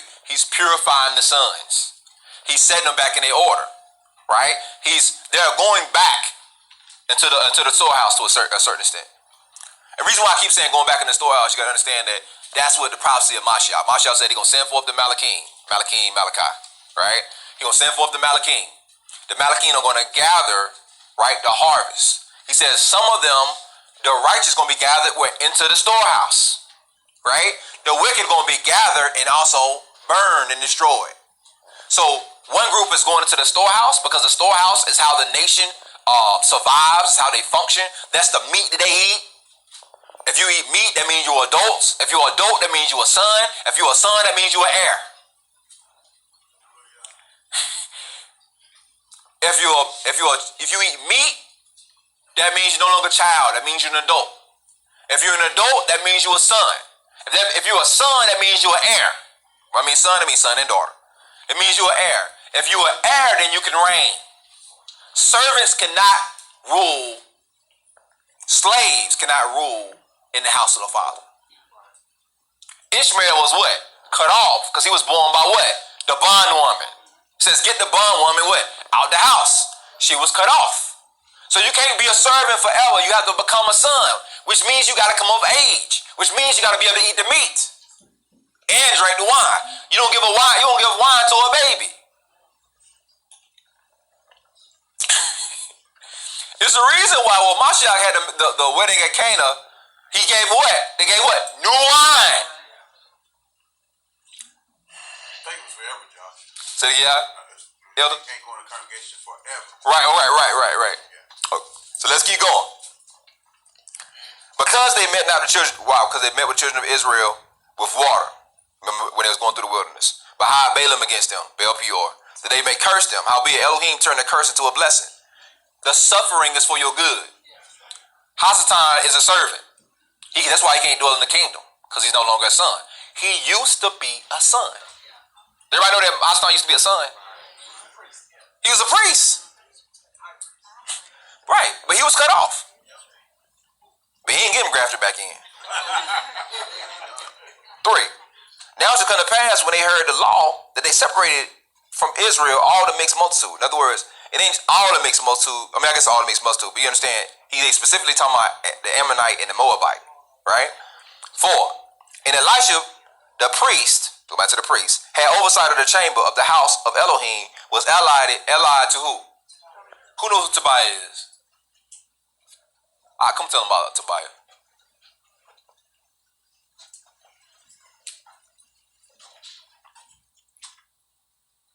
All right, Tobiah, which is interesting because his name means Yahuwah is good. But he was, he and I can't think of the other guy's name. Symbolic. Sanballat. Yeah. They were confederate against Israel. So when Nehemiah and Ezra had came from Babylon back to Jerusalem to rebuild the temple, they were consistently trying to sabotage them. They were trying to kill them. They were trying to set them up. They would incite the other nations against them. They would even send word back to the king of Babylon like, hey, they're not doing the things you sent them to do. They were doing all kinds of things trying to sabotage their mission. They were even living there, assuming themselves to be of the Yahudim. Mm-hmm. While Israel was exiled, they were dwelling in the house of the Yahudim, considering themselves to be Yahudim. So then when the Yahudim returned, they tried to sabotage them. And these very men, or specifically Tobiah or Tobiyahu, was there in the temple when they reestablished it. Appreciate that. Sound like something that's going on right now, don't it? Don't it sound familiar? Same story? Just so happened that it was a Hebrew that was in line with him. So now you're going to see that story play out 3 times. I said 3 times. Because you talking about the time during Nehemiah and Ezra, then there's another time during the time of Mashiach. So what happened? You had the elders that was actually Hebrews that was in line with what? Esau. And they was what? In the temple also. Edomites, serving in the temple who shouldn't have been. Ammonites, serving in the temple who shouldn't have been. Enemies, historical enemies of our people. Tobiah or Tobias was in league with them. He even helped establish the temple. If you go into the time during Yahushua, it was Herod, who was an Edomite, who helped restore the temple. He was living in the storehouse. So yeah, He was living in the storehouse. he was trying to act like he was set apart, right? Let's look at this, y'all. And they prepared him a great chamber. So they had created him his own chamber in the temple. Think about how crazy this is. And aforetime they laid meat offerings, frankincense, the vessels of ministry, the tithes of the corn and new wine, the oil, which was commanded to be given to who? To Levites. And the singers, but nobody want to sing. They said that's churchy. That's churchy right there. Churchy right there. Can't do that. The singers and the porters and the offering of the priests. But all this time was I not? He said, Nehemiah said, I wasn't even in Jerusalem during that time. For the 30th year, the 32nd year of Artaxerxes, king of Babylon, I came unto the king, and afterward, at certain days, I obtained our leave of the king. Then I came to Jerusalem and stood under the evil of Elishib. So Elishib was a Hebrew. Tobiah was a Ammonite, which wasn't even supposed to remember. They was forever cut off. They wasn't even supposed to be in the temple in the first place. Like Esau right now is in your temple claiming that he the Israelite. He's the Yahudim. He the one who say he Yahudim and it's not. Exact same story. The synagogue of Hasatan, the synagogue of the enemies. So Tobiah was the enemy of Israel, and Elisha became confederate with him. And I came to Jerusalem and understood of the evil that Elisha did for Tobiah in preparing him a chamber in the courts of Elohim. And it grieved me, and I therefore cast forth all the household of the stuff of Tobiah out of the chamber. He came and he threw everything out. He became Yahushua. Wow. Turning over the tables. Then I commanded that they cleanse the chamber. So after they threw all this stuff out, I said, man, we're going to cleanse this. This is what we're doing right now in this awakening. Because not only are we the Most High prepared a place for us, but we're also what? The tabernacles. So now we're turning over the tables that's in your hearts and in your mind. We're coming with a word. That's the reason why this word shakes people. You can give people this word, and they're going to accept it or reject it, or it's going to be a judge, and it's going to be a judge against them or for them. It's going to be a witness against them or for them. As soon as they hear this word. Some people were better off than never heard this ever in their life. They've been better off not even never known this. And we turning over those same tables, just like Nehemiah, just like Yahushua. Now in this time period, we're doing the same thing. Because all these are first fruits. Say first fruits. Nehemiah and Ezra was the first fruits to come out of Babylon. Yahusha was the first fruits of the grave. We are the first fruits of the awakening. With a tithe. Then I commanded to cleanse the chambers, and thither I brought forth the vessels of the house. So after he cleansed it, he brought the vessels back. Right? With the what? Meat offering and the frankincense. I perceived that the portions of the Levites had not been given to them. In other words, the Levites weren't given what they're supposed to get. So the Levites and the singers that did the work were fled to everyone to his field, because that's showing you that Tobiah had cast out all their actual Levites. They were scared to go into the temple. And again, his name is Tobiyahu, and he's not even an Israelite. So he's naming himself after an Elohim that he's not even a part of. It's an Ammonite. Anyway, 12. Then brought all who? Judah. Yehuda? The what? And the what? The new wine, the oil, the treasuries. So Yehuda brought it back. Hold that in your mind. And I made treasurers over the treasuries. Shemaiah, a priest, Zadok the scribe, the Levites, Pedaiah. Next to him was Hanan, the son of Zakur, the son of Mattanyahu, for they were counted faithful, and their office was to distribute unto the brethren. You know, this is what happened in Acts 3 and 4. Exact same thing. 14.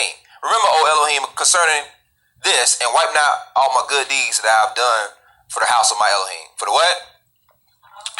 So the storehouse is the house of Elohim. Everybody say the storehouse is the house of Elohim.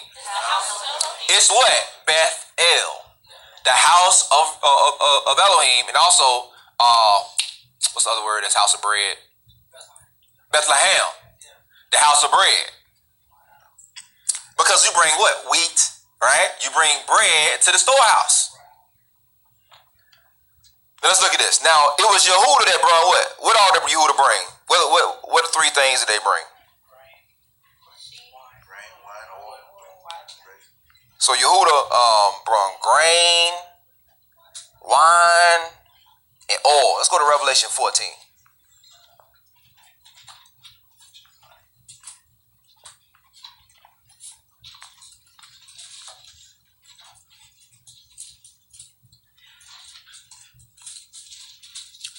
He brought grain, wine, and oil. Oh man, if I can pull it up. My bad, y'all. I'm struggling for no reason. All right, Revelation 14. Let's go. And I looked, and lo, a lamb stood in the Mount Zion, with him 144,000, having his what? Right? And I heard a voice from heaven saying, as many waters, and a voice of a great thunder. And I heard the voice of harpers harping their harps. So why they harping? Remember, the storehouse had what? The singers. It's funny how in the Shamayim, in the storehouse, they have what? Singers.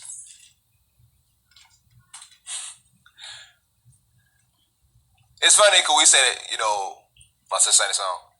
The Kodosh song, right? Kodosh, Kadosh, Kadosh. That's exactly what they say. But you didn't know that there was harpers up there, right? You hear them saying Kodosh, Kodosh, Kadosh, but you didn't know that there was harpers who were playing in the background. By the way, that's rap. If y'all didn't know, that's what rap is. Poetry set behind music. That's what it is. In the heavens, huh? Let's keep going. And I heard a voice of harpers harping their harps. And they sung as a what? A new song before the throne and for the four beasts and the elders. And no man can learn that song but the 144,000 that were redeemed for the earth. These are they were not defiled with women, but these were virgins, right? These are they, by the way, if people think that means literal virgin, that's not what that means. It's not what that means. When it go back to, we looked in Dawid said, when he had the men, he says, had they been defiled with women? He says, no, they haven't laid these 3 days, right? And then they was able to eat the bread. So that means that's a spiritual thing saying that they haven't been in fornication, they haven't served other gods, they haven't made covenants with other gods, and not serving other gods.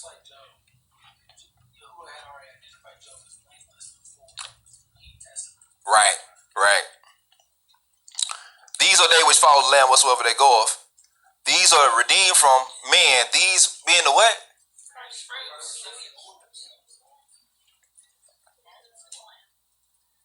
So so we're talking about the tithe. So it says that the 144,000 were the tithe of the nation. These are the ones that were set apart. These are the ones who go in the house of Elohim, the house of bread, right? These are the ones that's going to produce the meat. This is the reason why you know that they're what? They're the leaders. The same thing in Nehemiah, the ones that are set apart. I got one more thing for you on this. Hold on a second. I can pull it up. My bad, y'all, because I had these things and I didn't put it in the lesson. Right? I gotta pull up on here. So let's go to Revelation 6. So these people are the first fruit, right?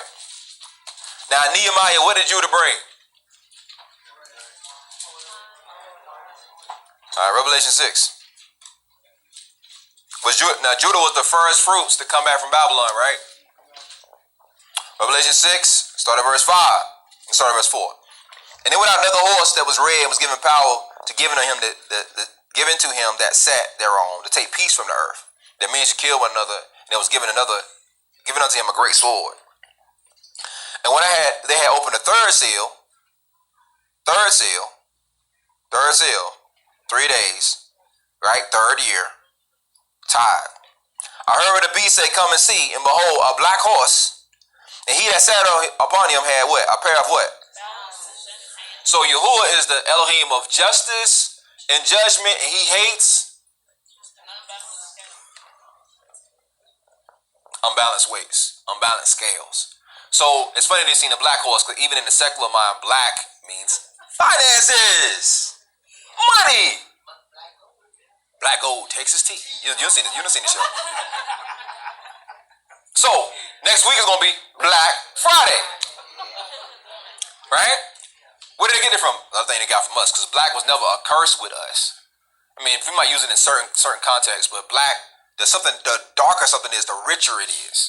The soil, the blacker the soil, the more it can bring forth, more fruit it can bring forth, right? So that's the reason that blackest soil is the richest, most fruitful soil.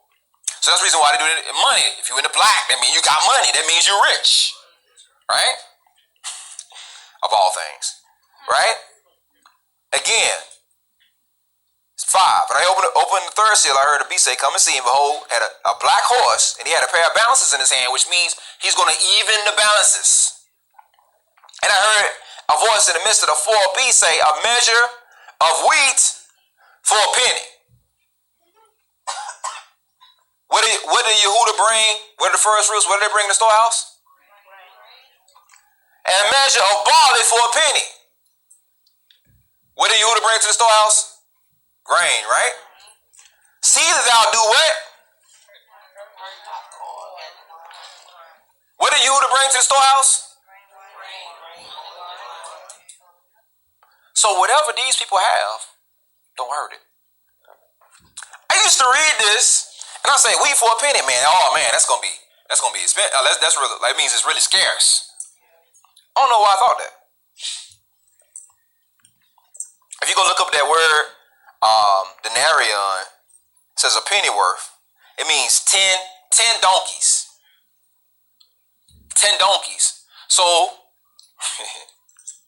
one measure of wheat is equal to 10 donkeys. 3 measures of barley, same thing, 10 donkeys. Right? It's in, 4 beasts, a measure of wheat for a penny, 3 measures of barley for a penny. Right? So that means that, you see how this whole transaction is going on? You got 1 measure of wheat. That's the equivalent of you having 3 donkeys. It's funny because they promised us 40 acres and a mule. Right? And so that means he's what? He's rewarding. It's balances. It's black. It's finances being given back. The oil and the wine. What is the oil and the wine? All these things are things that you bring into the storehouse. When it's in the storehouse, that means that the nation can function because everything that's needed is provided. The balanced scales.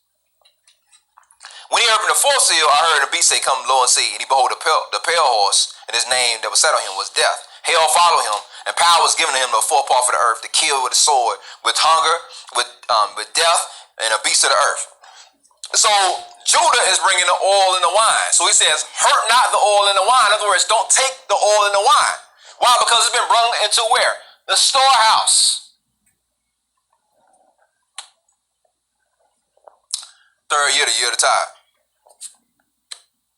It's interesting that Judah is going to resurrect on the third day, right? And on the third day, he's going to be when only he resurrected, he's going to go into his place or go into his house. He's going to bring all wine into the storehouse, right? And the balances are going to be even. In other words, you're going to have 3 donkeys for a measure of wheat. You're going to be able to exchange things. You're going to receive back what was taken from you. Everybody get what I'm trying to tell you? Because what? The fruit must go forth on the third day. Matthew 12, verse 40. And as Jonas was 3 days and nights in the whale's belly, so the sun shall be 3 days and 3 nights in the heart of the earth. Mark 4, verse 58. I heard him say, "I will destroy this temple which made without hands. Within 3 days, another temple will be made without hands." In other words, this last temple that's going to be resurrected is going to be through the Ruach. Right? It's going to be on the third day. So on the third day, the fruit is going forth. Everything is going into its order. Mashiach was crucified on Pesach, the first day of Pesach, and then 3 days later is what? Say it again. Everybody answer. Everybody's like, so 3 days later, what? All right. So what is 3 days into Pesach?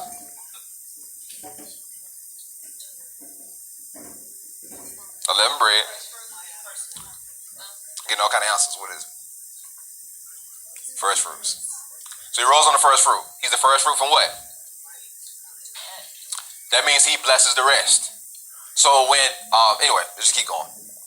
So that's the temple that's made without hands. Acts 9, verse 8 through 9. Shaul rose on the earth when his eyes were open, and he saw no man, but led him by the hand and brought him into Damascus. He was without sight 3 days. So after those 3 days, he went to Ananias' house. He was mikvah, and he brought forth fruit. He came into his order. All these things going back to the third day. All these things going back to the tithe. The tithe is what you put in and bring into the storehouse. Once the things are into the storehouse, the rest is blessed. It's the tenth that blesses the whole.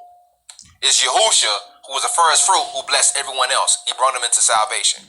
Be thee ready against what? The third day. For the third day, Yahuwah will come down in the sight of all his people, Mount Sinai. They had to get themselves ready 3 days. And then the third day, they was presented. They came forth. The fruit came before the Most High. There's 3 times a year that every male has to do what? Present themselves for the Most High without what? Anything being empty in their hand. They have to bring fruit before the Most High on the third year. 3 times a year. Revelation 11, verse 9, it says, "And the people of every kindred and tongues and nations, the dead bodies, saw the dead bodies lying in the street 3 days and a half. But was not suffered to be put in their graves." So even this is also talking about the resurrection. The resurrection is what? The harvest. The day that you what? Bring forth the fruit. Esther 5 verse 1, it said, "It came to pass on the third day that Esther put on her roll of power, stood in the inner court of the king's house." So Esther was presented before the king and then saved the nation what? On the third day. She brought forth the fruit. He will enliven us after 2 days. On the third day, he gonna do what? And he will raise, and we will live in his presence. That's Hosea 6:2.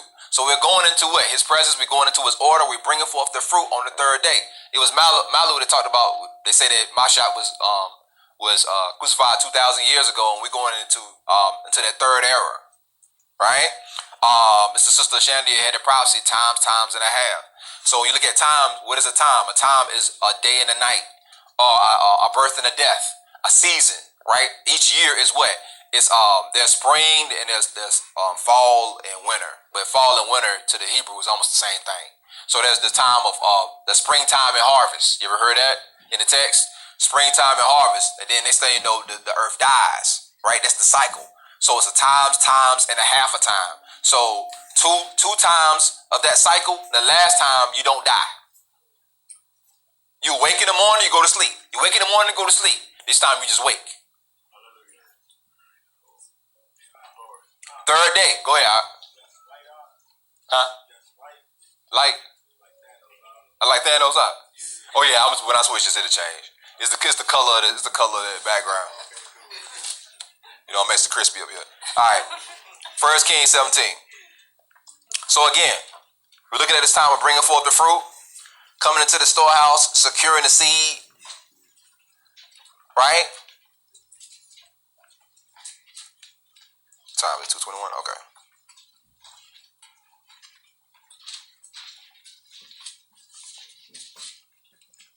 Everybody a little sleepy. Y'all with me? All right.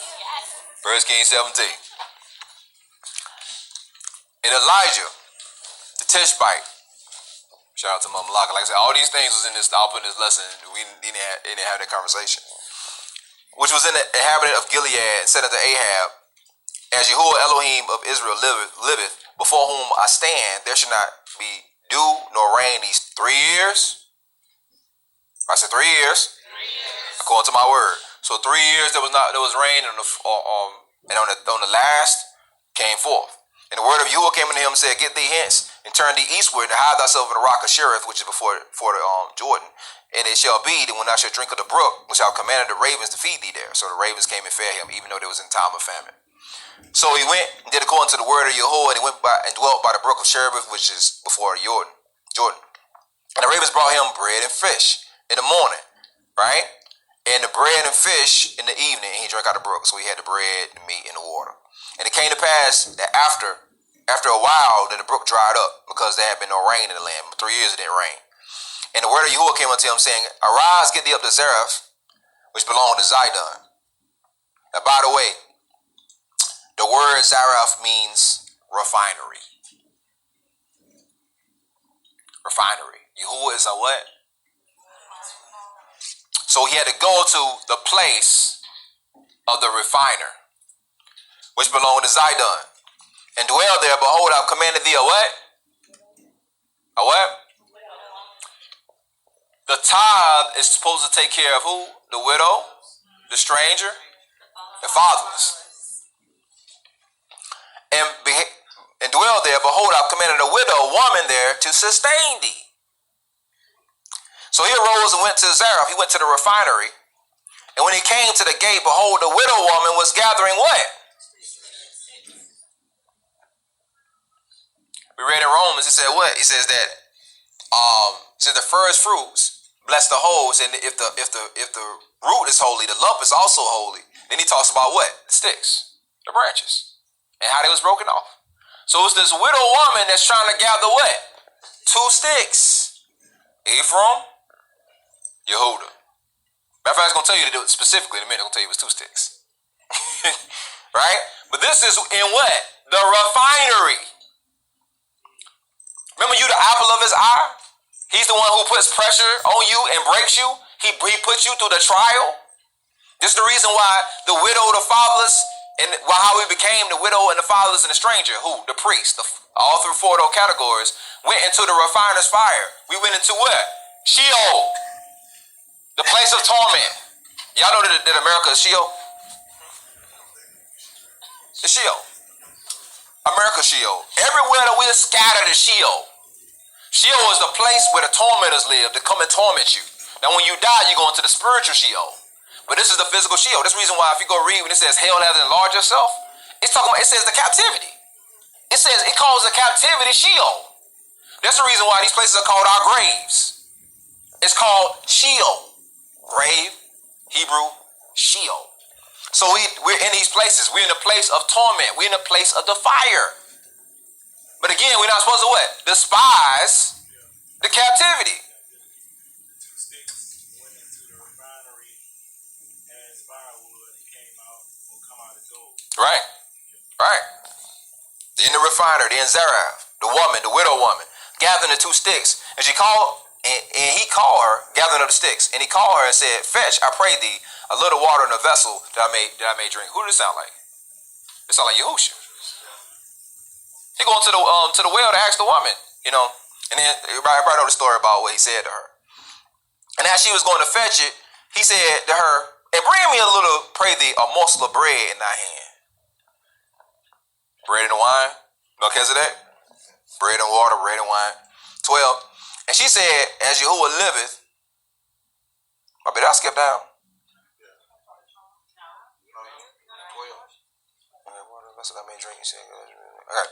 12. And she asked, she said, as Yahuwah Elohim liveth, I have not a cake, but a handful of meal in a barrel and a little oil in the cruse. Right? And behold, I'm gathering how many sticks? So she's going through. She's in the refinery. It's been 3 years. No rain. Right? And she needs the things that we see, even in Revelation says that during the time of the judgment, those things won't be what?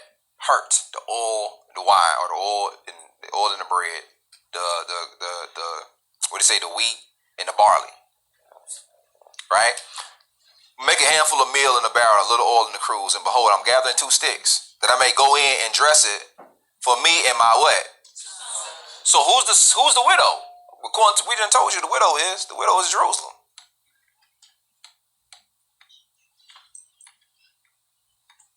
How is the city solitary that was full of people? How has she become what? So who's the widow's son?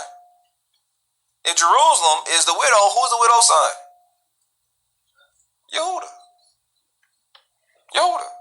So Yehuda is in the refinery, right? The widow is trying to gather the 2 sticks. Do you know that when Ephraim comes back, he's going to have to worship in Jerusalem? Even though he didn't before? This is the reason why when Mashiach talked to the woman, right, at the well, what did he tell her? She says, your father say that we need to worship in this mountain. You ever read when he said that? And he says that, but you say, the Jews, the Yahudim say that we need to worship in Jerusalem. You said, you don't even know what you worship. You worship what you know not what. It says, salvation is of who? We know we worship. That's what he told them. Why? Because Jerusalem is a place that they ought to worship. One of the issues that happened with Ephraim is that they created their own high places and start worshiping in other places. So this is the reason how the widow is still trying to gather both sticks, even though Yehuda is her son.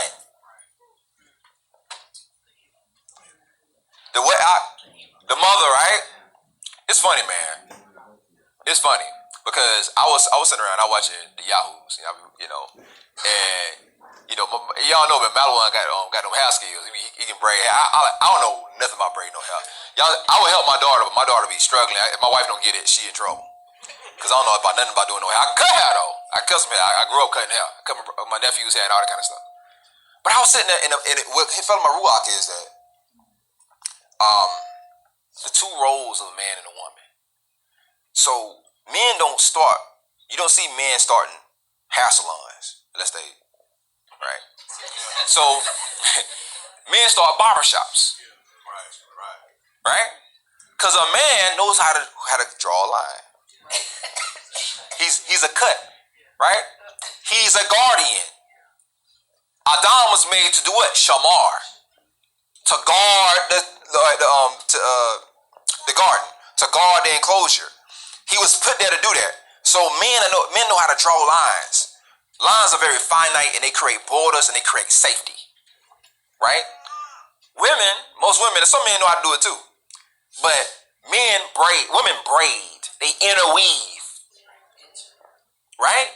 So that's the reason why they tie together. That's the reason why they're the house. They build by through tying things together or interweaving things.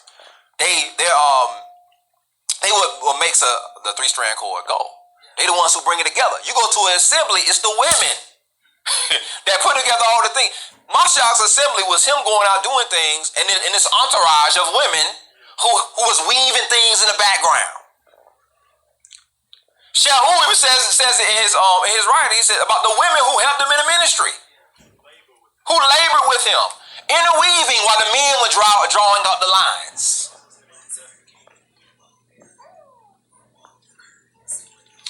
Somebody get him out of the mic. She'll whisper. There's the wise-hearted women that they speak of in Exodus who were given the job of weaving the fabric that were used in the temple. And we even the curtain that separated the holy from holy of holies. So the women were intricately part of the weaving together of a community. That's right. The assembly. That's right. So of course the men, they do what? They draw lines. They establish, right? We come in, we shamar, we defend. And in the background, the women are what? They're interweaving. They're bringing things together. That's the reason why you don't see too many hospitality communities, like how people doing hospitality in assemblies, and it be men. It's not. But we can look even in what you call it, in the Brit Hadashah, and you'll see that. So let's go to Acts 6 so we can see this. And we'll come back to First Kings. Go to Acts 6. You got to see this, y'all. This is another proof when you talking to Christians and they believe that the law is done away with, to say because they don't understand that the Gentiles was coming amongst Israel from the beginning, and they believe that Mashiach died to do it, which don't make any sense. But there's something else we can see in this about this interweaving. Acts 6, verse 1. And in those days, the number of the disciples were multiplied, and there arose a murmuring of who? Now, if this is a murmuring of the Grecians, how is Cornelius, who was 3 full chapters after this, the first Gentile? I'll wait. If Cornelius was the first Gentile, why were there Grecians among them, and what does that mean? Because if you look at the word Grecian, it's going to say Greek-speaking Hebrew. So there was Hebrews who came into the assemblies who basically had Greek lifestyles, who came into amongst the Yahudim. But listen what they was complaining about. The Grecians against the Hebrews because their widows were what? Was what? What was the tithe for? Right? And the priests. They were priests. Right? So they was neglected. So the widows amongst the Greek-speaking Hebrews didn't receive help with their situation. It's supposed to be that, but nobody don't do this though. In the Awakening, because you say tithes in the Awakening, people ready to throw rocks at you and shoot you with arrows and poison your drink. But yeah, people get offended about some tithes. So, but anyway, so saying to say, because that's what they did in the Brit Hadashah. In the Brit Hadashah, they gave those things to the Shalakim. The reason why they did that is because they understood what I just read you in Genesis about how Levi paid tithes to Melchizedek, and they understood the Melchizedek order. So they would take these things and they would give it to the apostles that they may distribute it, because the tithe would go to the storehouse, but it's the priest's job. This reason why the storehouse is the house of Elohim. If I say storehouse, house of Elohim, because it's the priest who oversaw that. Everybody else didn't go into the storehouse and do things. The priest will oversee the distribution of goods in the storehouse. So they would give it to the priest. Part of it was for them, and part of it was for them to see who needed help. So when they brought into the Grecians or the Greek-speaking Hebrews into the assemblies, they was really fresh, and they felt like their widows wasn't being taken care of, because part of that tithe was to help them for things. Now we live in a different world now, like everybody got jobs, full-time jobs and stuff like that. You might have somebody that's a widow that be, working 12-hour shifts, third shift or something like that. That wasn't like that back then. So let's say if somebody was a widow, and a lot of times the husband was the one who did all the work, so she might almost be like in the point of like almost homelessness. So they had to take care of her, or they would help her with things. So they felt like they was being neglected, right? They wasn't giving them anything, right? Because the widows neglected in the daily administration. Then the 12 called the multitude of disciples unto them and said, it is not reason that we should do what? And do what? Because that's how the distribution was. So what they did was, if you keep reading, that's how they made the deacons. They made the deacons to be like, hey, look, it's y'all job to go to house, like to go in these houses and see who need help. And then y'all can bring it to us, and we'll tell you, okay, go do this, go give so much to so and so, help so and so with this, help so and so with that. So that's how they came to be, because the men didn't, again, of course they weren't hospitable. They were so not hospitable that the women was getting neglected. This is the reason why women are interweavers. They see all that stuff. They talk. They commune. We worry about the borders. We're going to draw that line. We're going to give that shape up. That shave gonna be nice though. Gonna put you a fade, gonna line you up in the back. Everything gonna be laid out. But we need women to what? Intertwine or interweave these things. So when he says that the woman, the widow woman was gathering the two sticks, right? She's doing the work. She's trying to interweave these two things back together. Everybody got me? Because Jerusalem is the mother of us all. Even the northern kingdom. Let's go back to 1 Kings 17. Everybody get what I'm saying? I know I'm kind of speaking in mysteries in this thing, but you gotta understand this. The reason why you can't deny the mothers. And if a man, but again, it's a balance to everything. We ain't talking about like some of these people is, and like again, you ain't gonna find no Rebirth Assembly with apostle sister so and so, and all that kind of stuff. That ain't happening here. You have to go take that somewhere else. But we have. You gonna go apostle? Right. We got mores, we got elders, we got emos. Everybody else family. Everybody family. I mean everybody else family. Everybody's family. Mores, elders, and emos. That's it. If you're an elder, it's not like you reach some kind of thou shalt be called an elder. Nah, it ain't like that. You're an elder person in the assembly. Because remember, Israel is a family. It's one family that had a bunch of children. So if you're at your house, you don't have to have your uncle to do something for you to call him uncle. You call him uncle because that's your uncle. So you esteem the elder as being an elder because that's your elder. Right. You just respect. My mama told me when I'm from South Carolina, I said, you about to say yes sir and no ma'am. So I grew up doing that. And I see some people that be like, man, don't say ma'am. I'm only some. So mama raised me to do that. That's all I know how to do. Right? So it's the same thing with imam and elder. So they're imams and they're elders. A certain imams and elders might minister, but everybody ministers in the assembly. Like I said, we bring Yisk up here. Like ain't a problem. Women can minister in the assembly. They can be, but it's given the men to do what? Be leaders of the assembly. So the women that's not supposed to be over the men in the assembly. But women they're interweavers. They're supposed to help with the ministry. That's the reason why women help Yahushua with his ministry. Women help Shaul with their ministry. They're interweavers. They work in the background. They make it in the tapestry that hangs inside of the temple. They're a key element. And if you cut them off, then you're gonna be judged. It also says that those women, when you quote Shaul in Philippians 4, their names are written in the book of life. So due to their service, they have obtained their names written in the book of life as well. Yeah, I know y'all can't hear back there. But he's basically saying how when you read Shaul's writings, he's talking about how their names are written in the book of life. Yeah. So, as a matter of fact, and then Shaul talks about how they should receive honor because of this. So that's what we do. We honor the men and we honor the women. We honor everybody. Anybody that's due honor, we give them honor in the assemblies. But we also have the order that the Most High laid out, right? Because when that order working in this right path, that everything is good. And I'm going to get this whole explanation, but I just want to explain to everybody how we operate. Because, like Mo say, you'll never see the sun and the moon arguing about who need to be out there. Moon like, you shine brighter than me. I ain't coming up right now. I ain't feeling that now. We got to get that straight. That's not how it works. Each one has what? Their own glory, right? But it's this culture.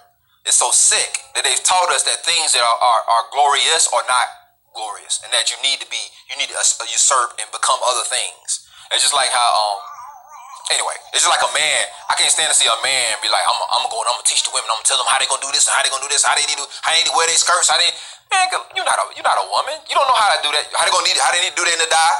That's what women are doing. That's what imams are for. What a man look like telling another woman how to about nidai? Like, I'm gonna teach you. I'm gonna show you how you need to do your nidai. No, imam's supposed to do that. It's inappropriate. You don't come and talk to my wife about her private voice. No, man. Let another imam talk to them. I mean, just think that stuff be common sense. The reason why Shaul says, let the elder women teach the younger. Last thing I'm gonna say on that. So, say all that to say, I'm almost off the soapbox. We're just gonna finish with this last verse. This last chapter, we're gonna wrap it up. But this is the reason why when Shaul, people don't understand Shaul's writings. They twist them to their own destruction. So when Shaul says, listen, why would Shaul say, I suffer a woman not to teach. And then turn around and say, let the elder women teach the women.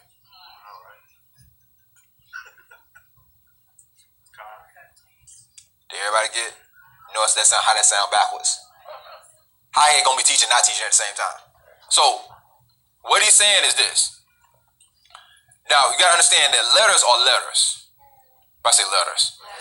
Letters are letters. People read Shaul's writing like Shaul was writing a book about how to be a Hebrew. That's called the book of Hebrews. So Shaul was writing letters to specific assemblies about specific issues. So he said, matter of fact, you read the scripture, when he talked to that specific assembly, he says, I suffer them not to teach. He didn't say Yahuwah says for them not to teach. So what does he mean by that? Because we just read about the Grecians, right? How the Grecians was coming into the assembly. They used to be Gentiles. They had all kind of Greek culture, and they brought that Greek culture into the temple. Into the synagogue, and things was basically getting out of hand. People weren't being taken care of. They would go to Corinth. In Corinth, they had this thing called the Temple of Delphi, and also the altar of what's that dude name? The Saturnalia is based off of Bacchus. So they worshiped them, and when they would worship them, you see Paul write them other things about it. You know what Paul says? So let's get into the Paul understanding Shaul. Shaul would say stuff like this. He says that it's a shame for a man to have long hair. All right, my look, cut them locks off out. Right, gotta be bald out. So what does that mean? So of course he's not talking about locks, because then he talks about how when in Acts 21, when he met Kepha and Yehukanan, they said, we got a man with a Nazarite vow on him. So when he turned around and said, a man should have long hair, shouldn't have no dreads. No, that's not what he's talking about. In the city of Corinth, that's that specific letter to that specific assembly. When they worship Bacchus had a bunch of different names. What they would do is the men would dress like, they would cross-dress. That's what the whole thing about transvestites come out of Corinth. Like it was strong in Corinth. And they had a temple there where the women were just like men and the men were just like women. I think I said it right. So the men would like do things to their hair to try to look like women. The women would shave their hair bald. So that's the reason why it says a woman should be what? Shaven. And men shouldn't have what? Long hair. It says it's a shame for a man to have long hair. How is it a shame for a man to have long hair when we read the text, Samson had long hair? We're going all through the text. Everybody had dreads. He's talking about that specific culture and participating in that thing, which is the Feast of Bacchus. That's the reason why he goes on to talk about how they was fornicators and all this other stuff. Because in that temple, after they would cross-dress, they would have sex rituals in their temples. So that's what he was talking about. So you had these people that had all these different cultures in that assembly, and he said, I'll suffer them not to teach, because even in those cultures, they didn't know no Torah. So he goes on and says, if a woman got a question, ask her husband at home, because he's trying to teach the men how to be the leaders, and the men don't know nothing, and the women don't know nothing. They just came from pagan religion. Now they sit in the temple, they want to teach. He said, no man, teach the men. Women, y'all go learn from the men at home, because they asking. Imagine if everybody in this room had just woke up yesterday. This is the best way to explain it. You just woke up yesterday. You know nothing about no Hebrew. And we in a lesson. I say, Mashiach. Everybody like, who's that? Mashiach. And he's like, okay, hey, James, who are you talking about? Mashiach? I don't know what's that. Is that Mashiach? Did he see McDonald's? Like, what is it? Everybody asking questions. Josh, what does Mashiach mean? Oh, well, that's the Messiah. Oh, okay. Who's that? So every last thing I say, there's a question. What about this? What about that? What about what is Yerushalayim? What, like, okay. What's paleo? Paleo what? You break down the words? What does that mean? So everybody asking all these different questions. Right. Bro, so you got no kind of way to have no order. And then I say, well, I'm gonna get the women to teach. Women don't know nothing, and the men don't know nothing. So now you're gonna have the women be elders, and the men gonna be behind them, because the men haven't even been taught. You know what I'm saying? So how the men gonna even teach in their own homes? So ain't no order in the assembly. So he said, I suffer them not to teach. Women, ask your husband when you get at home. You can tell he was frustrated. So that's what he was talking about. Then he goes on to in another letter. He says, man, the elder women, the imams, they teach that culture. They need to teach them and let them know what's going on. And then he talks about the women that helped him in the ministry. Then he talks to Timothy, and he talks about his mother, Eunice. Was it Eunice? Yeah. He gives a shout out to Eunice about how Eunice taught Timothy. And his grandmother Lois. So you gotta have understanding. Pause. Hey, but listen, beautiful queen, NA 51. Now, families, Salaki families. Hey, King Will I Am is in the building, man. Shalom, my brother. And families, man, I hope that y'all can get this understanding about how everything has an order to it, families. Families, this our holy scriptures is more than you have the heathen nations that's trying to use our culture as a weapon because they know the power that's within inside of it, families. But families, even Yasharala within inside of you, families, you don't even know how powerful you even is. Once you start, you know what I'm saying? You don't see that power that's within inside of you. You will be able to heal the sick, families, using your hands. You be able to, minister to others that don't have no understanding. That's why the mothers are so important in this hour. The elders, families. You know what I'm saying? They are so important. Our elders are, man. Because they will teach you the ways. They done been there. They done that. How can a youngster that's me, myself, I'm only in my 30s, I don't know, but I'm trying to learn, So I'm looking for my older elders, man, that can teach me. Because the most I know, I don't know it all. That if I did know it all, I would have got locked up the first, second, third, fourth, fifth time. Got felony charges and some more stuff if I knew it all. Why did it have to take me just to get locked up and then the judge telling me that I'm finna do a couple years in prison just for me to get some act right? Now I had to get an ultimatum.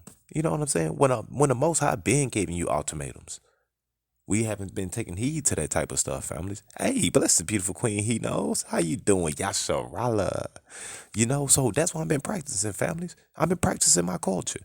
You got a lot of people that out there that trying to tell you English, but you trying to learn some Hebrew. Bro, I'm not talking about what you trying to learn. When you was in high school or in school one, you try to learn some French or some Espanol, didn't you? You had to take Spanish classes, did you? You know what I'm saying? Did they force you to do that? Or was it an extracurricular class for you to take as a credit? I did. Well, I'm not taking this as a credit. I want to know this because this is who I am. Families? So it's all about coming back, and you have to go to the past to know where you from, families, and where you trying to become. Back to our lesson. Let's get a song. Before we go back to our lesson, families.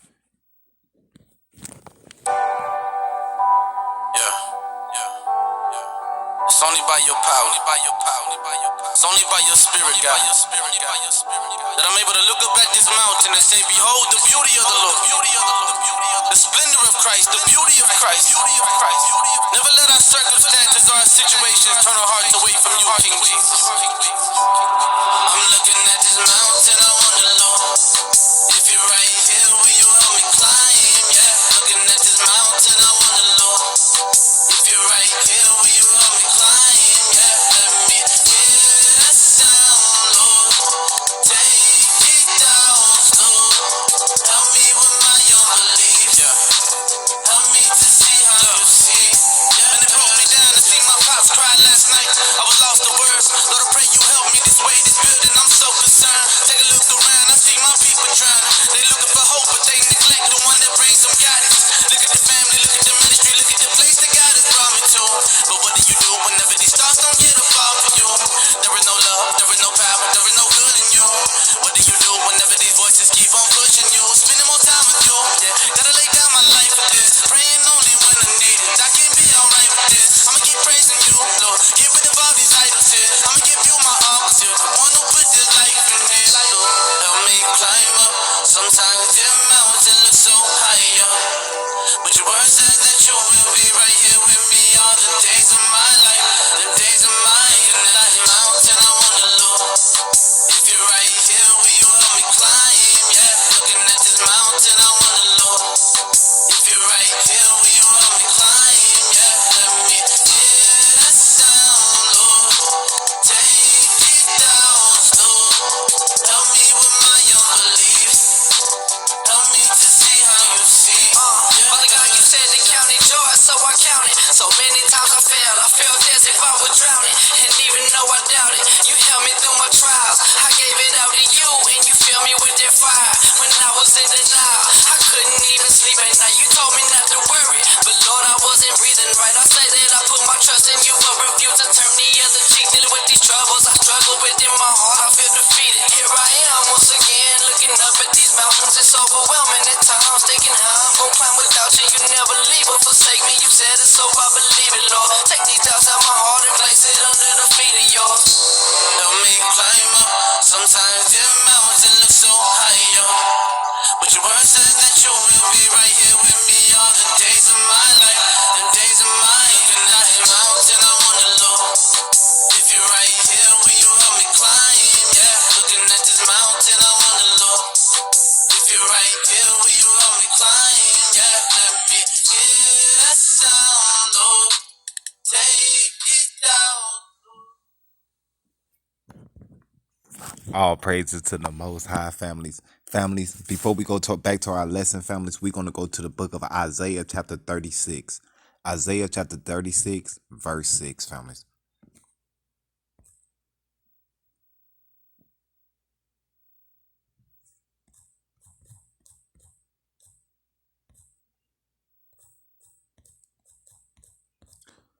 Isaiah chapter 36, verse 6.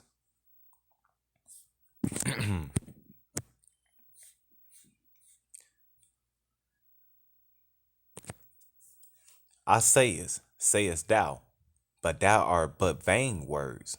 I have counsel and strength for war. Now on, whom doest thou trust?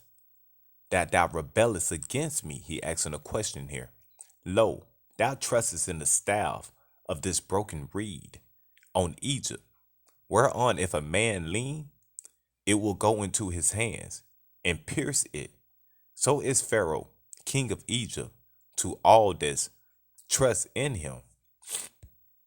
But if thou say to me, we trust in the Most High our Elohim, is it not he who high places and whose altars Hezekiah have taken away, and said to Judah and to Jerusalem, ye shall worship before this altar. Now therefore give pledges, I pray thee, to my master the king of Assyria, and I will give thee 2,000 horses, if thou be able on thy part to set riders upon them. How then wilt thou turn away the faces of one captain of the least of my master's servants, and put thy trust on Egypt for chariots and for horsemen? Now, families, what this passage is letting us know right here is who you supposed to put your trust in, families. Are you gonna put your trust in the Most High, or are you gonna put your trust in man? Let's read verse 10.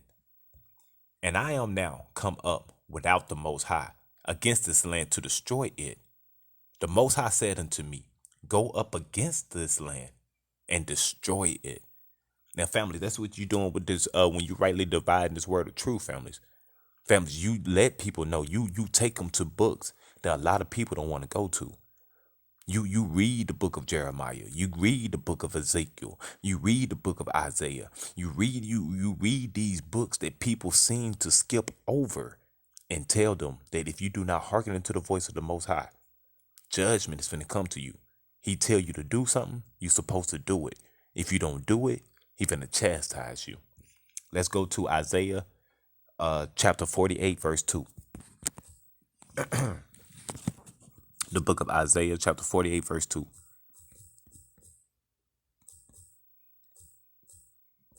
After a while, families, you will have to quit reading the exact same scriptures.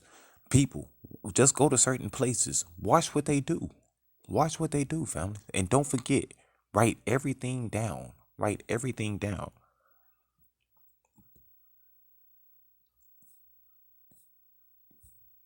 Verse 1 through 3. Hear ye this, O Jacob, which are named by the name, which are called by the name of Israel, and are come forth by the waters of Judah, which swear by the name of the Most High, and make mention of the God of Israel, but not in truth, nor in righteousness. For they called themselves of the holy city, and stayed themselves upon the God of Israel, and the Lord of hosts is his name. I have declared the former things from the beginning, and they went forth out of my mouth, and I showed them, and I did them suddenly, and they came to pass. Families, I read this scripture already to you, just so I can put it into your membrane, families. I'm trying to put this into your membrane. That families, if you not come, there gonna be a lot of Israelites out here that is not coming in this truth. They reading the scriptures, they perpetrating. They perpetrating. That's what they doing, families. You have a lot of those that's doing that in this hour, families. They perpetrating, families. You know what I'm saying? They not coming in with full righteousness or in truth, but they claiming that they are from the Most High. What is righteousness? Let's go to Psalms 119, 112. Psalms 119, 112. What is righteousness?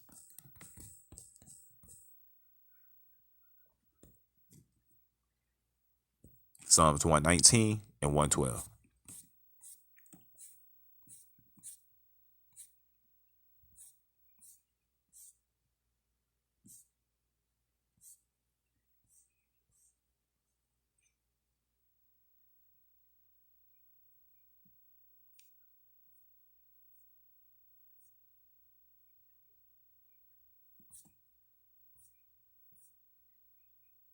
Oh, I'm sorry, families. It's 142. It's 142. My apologies. Let's go. We're going to read 36 to 142, and it's going to tell you what righteousness is.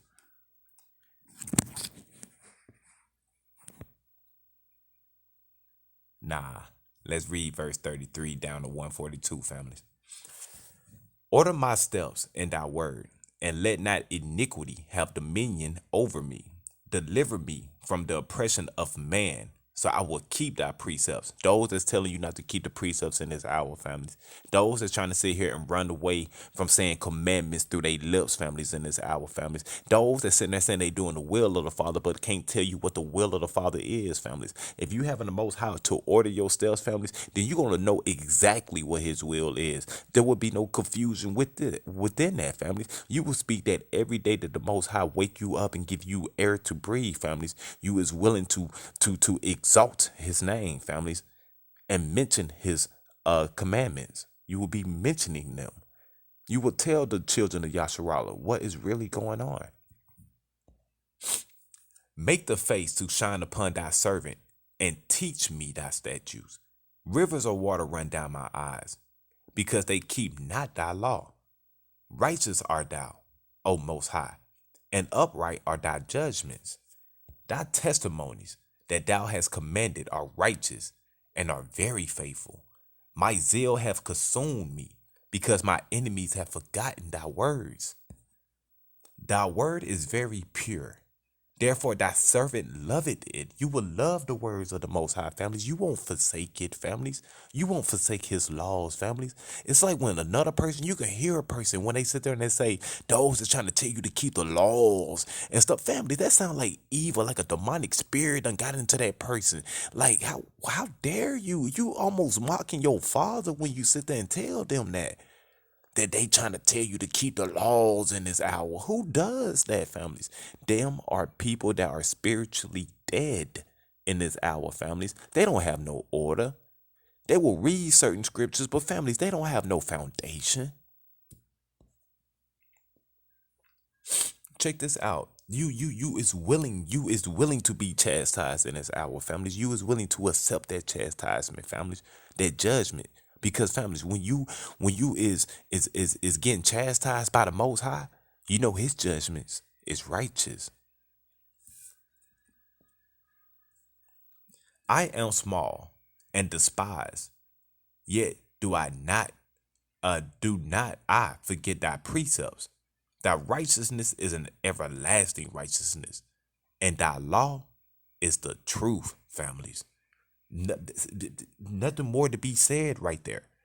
Trouble and anguish have taken hold on me, yet thy commandments are my delights. The righteousness of thy testimonies is everlasting. Give me understanding, and I shall live. I cry with my whole heart.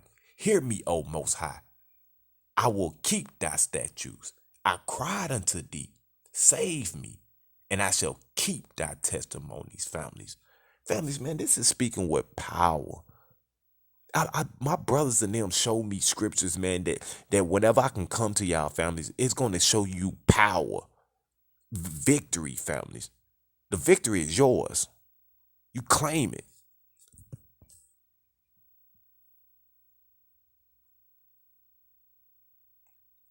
Families, man, I want to say that I truly do love you, beautiful Queen Mama Miranda, beautiful Queen Latasha, beautiful Queen Positive, beautiful Queen Nene 51, my loving sister, beautiful Queen Jacqueline. Shalom, sis. Beautiful Queen, he knows Yasharala. Hey, Kwam Yasharala, stand up. Man, we also got my brother, man, Will I Am in the building. Beautiful Queen Anointed. Oh, Anointed. Mwah, I love you, sis. I love you, sis. That's my big, hey, that's big sis right there, y'all. The beautiful Queen Teray was in the building. What? Oh, beautiful Queen Teray Ali. I miss hearing your voice, my loving sister. Oh, shalom, sis. Shalom. Love you, sis. I can't believe beautiful Queen Teray Ali came in. We had both the Ali sisters in the building tonight, families. Oh, the Most High is forever good. Forever good. Oh, man. So, Salaki families. And everybody else that was in the building, families, man, I hope that y'all can go to Hebrew Nation building, man. They had not too long just finger to drop off a woman segment where the women is going to be teaching throughout the week. That way that they can be able to, train your child the way that they should go, families. Teach your child the way that they should go, families. And it would truly lead you to certain things that's happening in this hour, y'all. So let the Spirit continue to lead you, but families, let the Spirit lead you in truth, and full understanding. All these things that I ask for in the name of the Father, Yahuwah, His only begotten Son, Yeshua HaMashiach, and the set apart Ruach HaKodesh, families, the Holy Spirit. I want to say, Kwam Yasharala, rise, Israel. Oh, rise. Shalom.